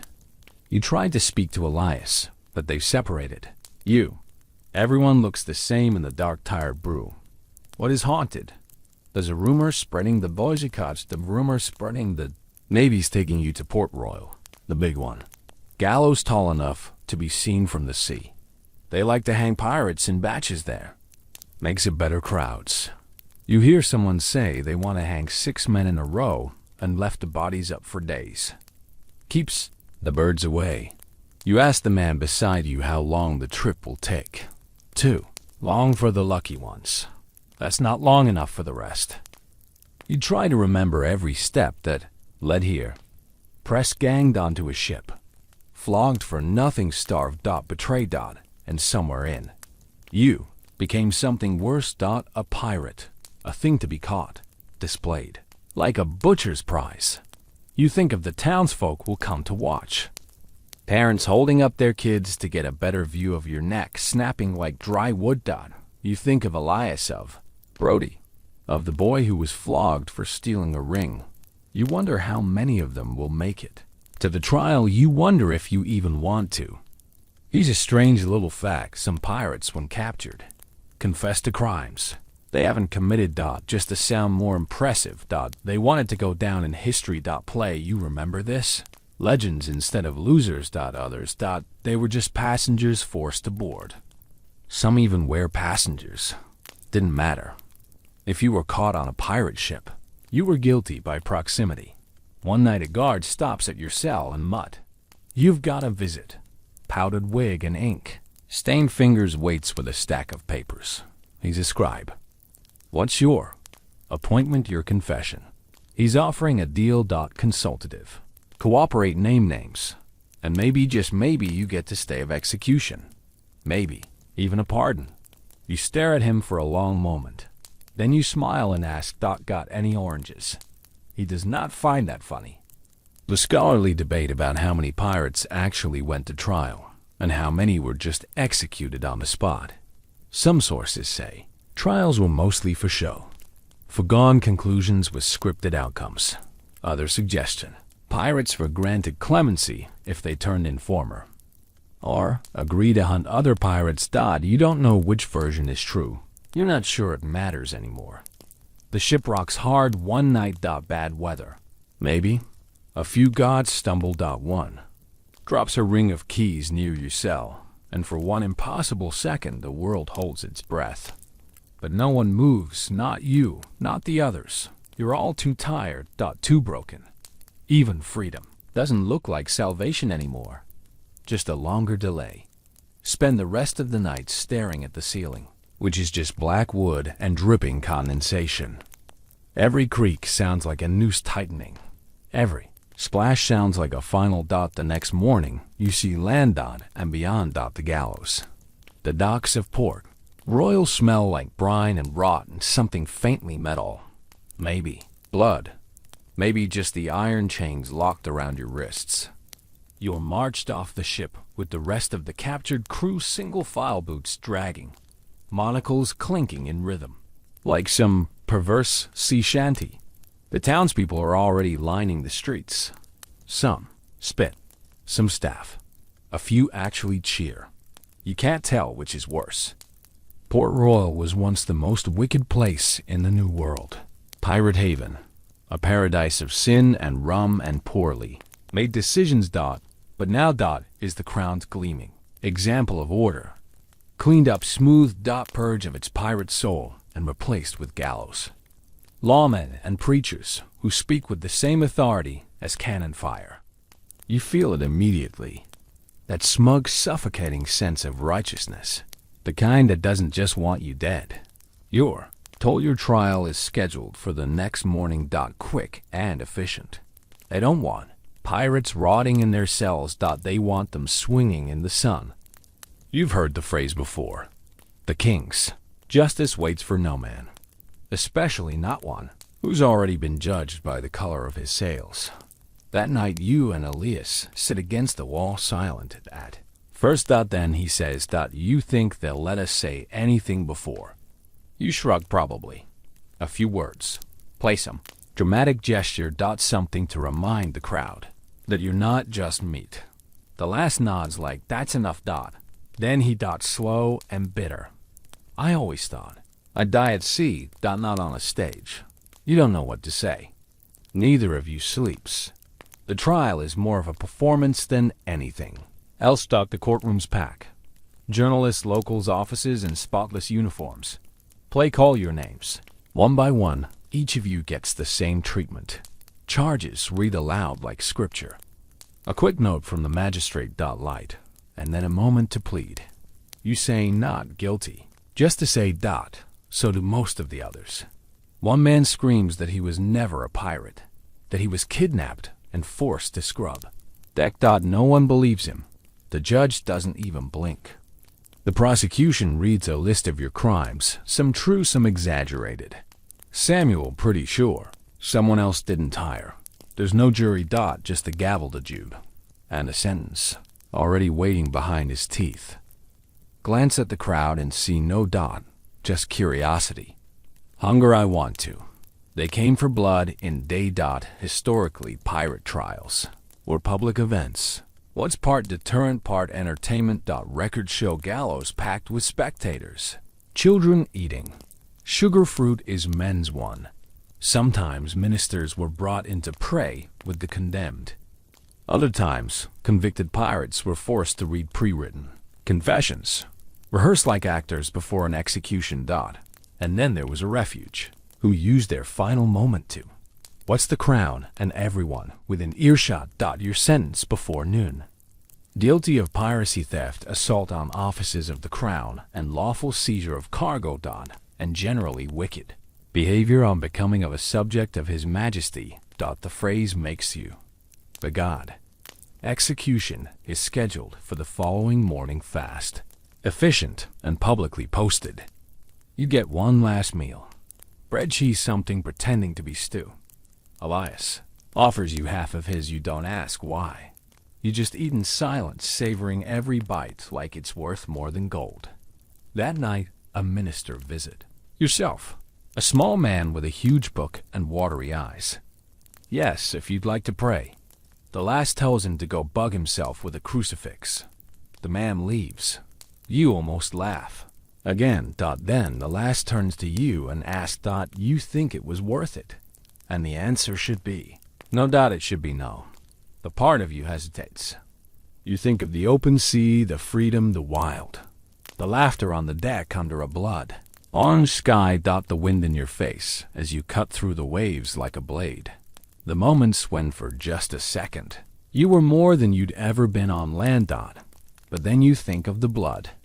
Hunger, the betrayal, the whip, the fire, the women scream when they're dying, the way your stomach dropped when the Navy cannons roared, the look in a child's eyes on a ship. You rated. Pure. You think of that. You look Elias in the eyes. You say, he. Me neither. There's a fringe account about a pirate who facing execution tricked the court by faking madness. Shoot off a finger. Screamed about sea demons. Claimed to be Neptune's bastard son. Play the latest hanging for months. Some say he escaped. Others say they hanged him anyway. Just upside down as a final joke. You wonder if you should have tried something like that. Too late now. You don't sleep. Not because you're scared, though you are, but because you want to remember every second. You watch the moon drift through the bars. You listen to the wind. You count every breath like it matters. In the morning they come with chains. Play march you to the gallows in a line. People cheer. Some boo. One woman throws a flower. You step onto the platform. And the rope is heavy around your neck. Scratchy. Smells like damp rope. And they asked if you want to speak. You look out at the crowd. You see children's sailors' offices, a man picking his teeth with a knife. You take a breath and say, I was a fool, but I was free more than any of you here. Then you spit. The executioner doesn't wait. The trapdoor opens. You don't die. Well, maybe you do for a second. It's hard to say. One moment. There's rope around your throat. The crowd holding its collective breath on the executioner's hand, twitching toward the lever like a man just dying to do his job. The next. Chaos. The kind that doesn't start with a shout or a gunshot, but with a scream from the gallows. Crowd that turns into a wave of voices. All shouting at once. Then comes the blast. What's B.O.? Louder than any cannon you've ever heard. The gallows. What's dust fills the. Someone's yelling fire. At another voice is screaming ambush. Your eyes sting from the smoke. You're coughing dizzy, still dangling, but your boots find a broken board. Just enough leverage to stay conscious. Then hands, familiar ones, grab your legs, cut the rope. Drag you backwards through the confusion. It's a liar. Blood running down one side of his face. Shirt torn, eyes wild. Come on, yell. Like you've just been asked to take a casual stroll and not flee your own execution. Around you, chaos blooms like rotten roses. The crowd is scattered. Some running, some looting. The corpse is already down. Portion of the gallows is collapsed. Probably the result of that first. There was once a stage. There's no shattered timber and twisted rope. You see a body still swinging from a half-broken beam. Not moving. Not lucky. You don't know how it happened. You don't stop to ask. Elias is pulling you through smoke and pan. And the gods are trying to regroup. But they can't see 5 feet ahead through the choking gray. Somewhere a pistol crack. A musket answers. Then a second explosion, smaller this time, but closer. Pirates. I came. Later someone will claim it was more than a crew slapping into port. Under the cover of night. Another will swear it was a local smuggler ring bribed to raise hell is a distraction. One drunk ranting wildly in a tavern. 2 weeks later will say the devil himself came up through the ground. Call the gallows. Down. You'll never know for sure. What matters is that you're running, bleeding, barely breathing, and somehow where. The last. Drags you down. Alleyways you barely remember seeing on the way into town. You leap over barrels. Stuck through FENC. Is pushed through stunned bystanders who drop baskets and curses in equal measure. A horse race and ball. A woman screams that the pirates are killing everyone. He tries to shout back that you're not. At least not today. But your voice is gone, strangled by rope and smoke. Eventually, you reach a low building near the edge of the dot. Someone inside whistles a bird call low and sharp. The door open. You tumble inside and collapse. You think you might pass out. Elias slaps Your face lightly. No dying. He Matt. Not yet. Inside. There are others. Fugitives like you some, and navy gear. Stolen and bloodied. One girl with a bandolier of pistols. A boy with a sack of bread who looks 12 and terrified. You recognize one or two from your crew. Other than you. But the look is the same. Across every face we survived. If some. For now, they have a small leak. Play float. What's the plan is simple. To wait until nightfall. Slip out through the southern inn. Play no one's watching. If your cord is the noose again. If you're lucky, more likely a musket to the gut. And a slow bleed in the mudding so you. And every minute feels like a year. Someone hands you water. You drink. It tastes like dirt and metal, but it's wet. Someone else gives you bread. You can't chew, your throat still raw. You just swallow and try not to gag. You finally ask Alice what happened. Shrugs. So. An opening ticket. That's all he says. Historically, escapes like this were, but not impossible. Port towns were messy places. Gods. While locals indifferent. If someone wanted to spring a pirate from the gallows. How to move fast and dirty with more luck than skill. There are reports of bribed. Ammon slipping knots loose. Gunpowder stashes planted under scaffolds. Even paid actors starting fights to cover a getaway. No two stories are ever quite the same, which only adds to the legend. He's a weird little fringe fact. One pirate, John Half Joe Hawkins, allegedly escaped hanging by biting through the rope with his teeth. Took 3 tries, broke 2 molars, and still have to fight his way out of the square. He died later that week in a barbell, over a spoon. You think about that in wind. At least your teeth are in play. Nightfall, your group is down to. Gods. Maybe. Well, the crowd doesn't matter now. The docks are still patrolled, but not as tight. Play. Everyone's cleaning up the mess. Counting bodies, looking for answers. You stick to the shadows. Knees buckling with every step. The rope burns on your neck. It's like fire. Elias helps you into the skiff, and you push off of the water. Is too silent. The kind of September that screams in your ears. Duel with shaking arms. Muscles screaming, praying to a god you never believed in. Behind you, port roll smolders, quietly under moonlight. Gallows hanging empty. For now. You make it past the rock. Pause the bay. And then just like that you're at sea again. But not. The ocean doesn't welcome you back.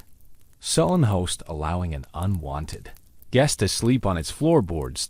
Just until sunrise. You and Elias drift in that leaky skiff for the better part of 2 days with nothing.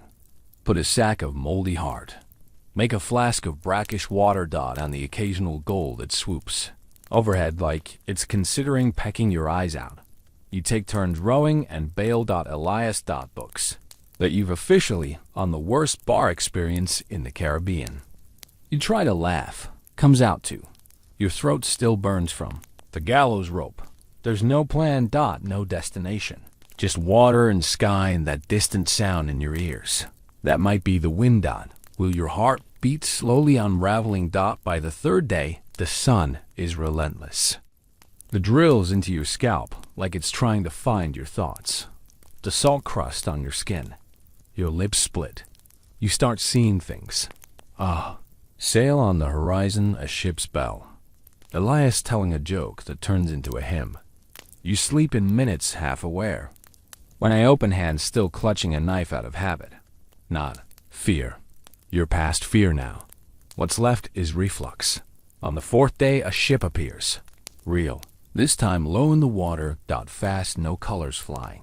Your heart lifts and could be pirates. Could be slavers. Could be the same damn Navy patrols you just escaped. Squints into the sun, and Matt. Better to die on deck than in this bathtub. Play see you. Of course they do. The S****** swings towards you like a predator who's just spotted dinner with legs. You hear shouting. Rope's orders. A grappling hook clinks into the side of the skiff and drags you in. Men hold your board, rough hands.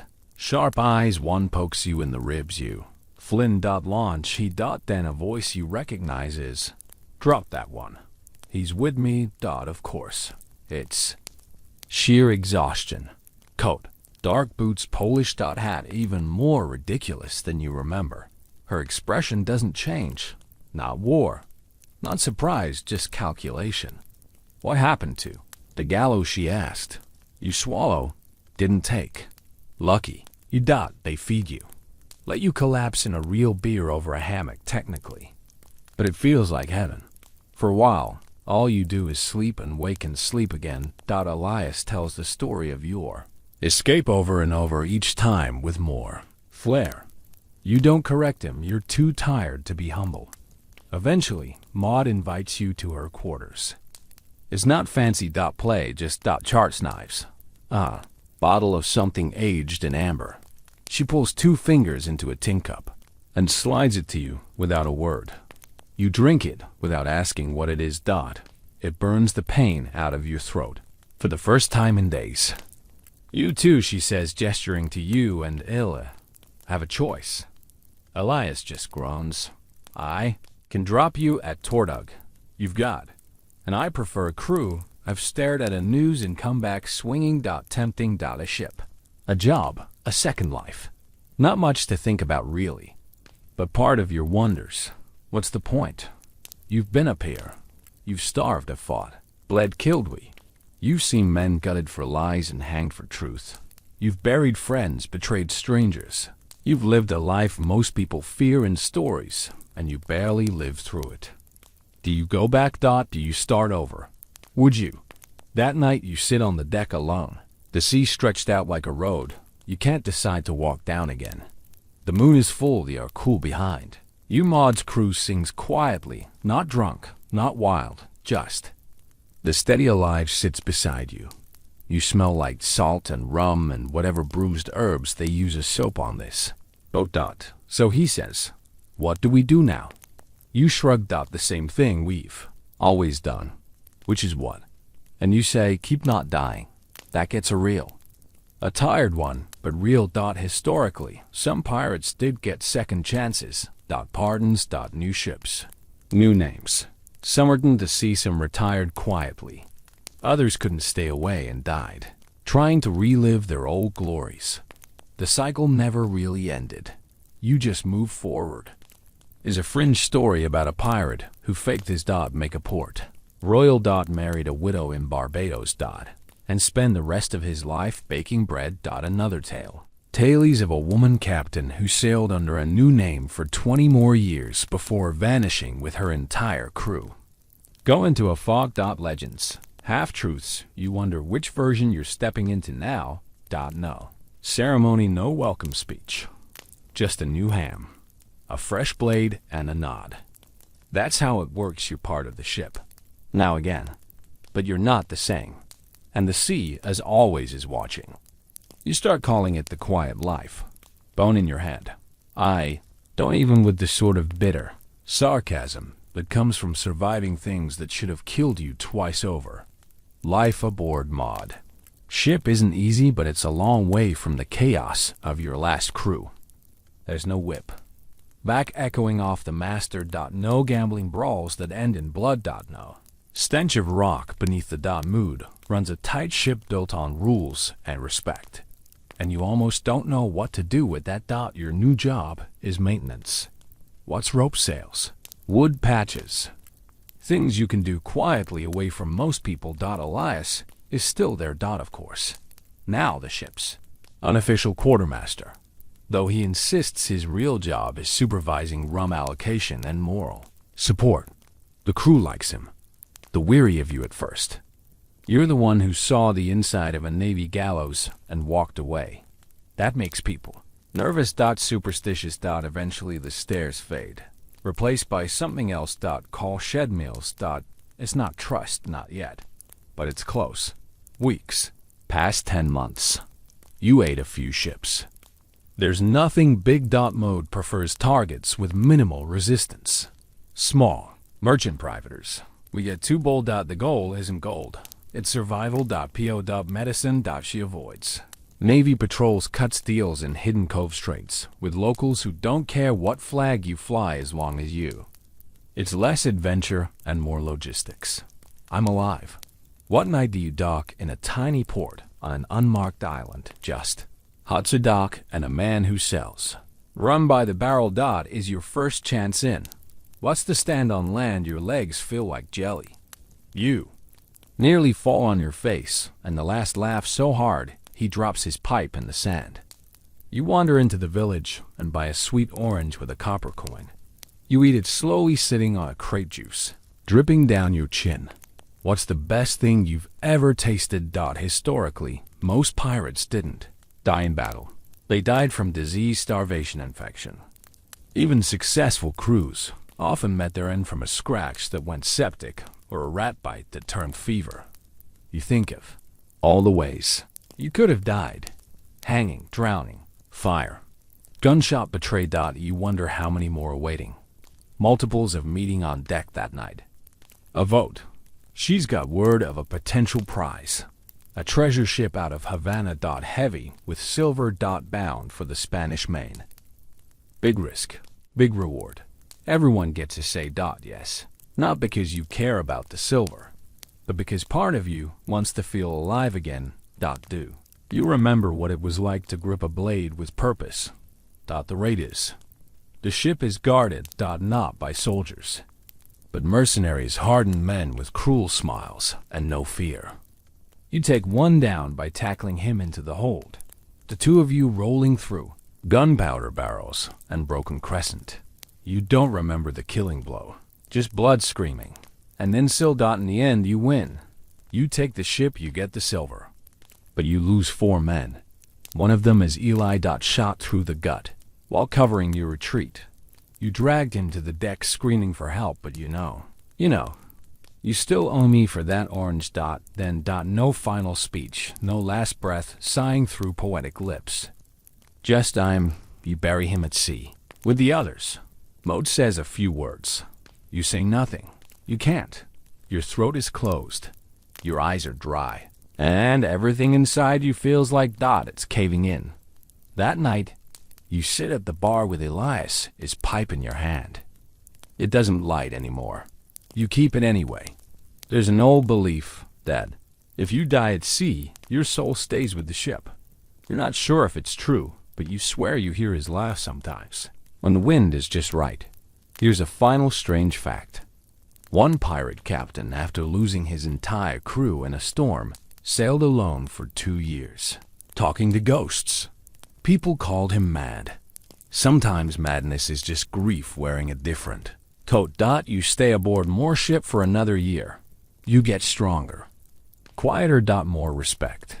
One day she asked if you want your own command. Sleep of your own. Compass. Freedom. You say no.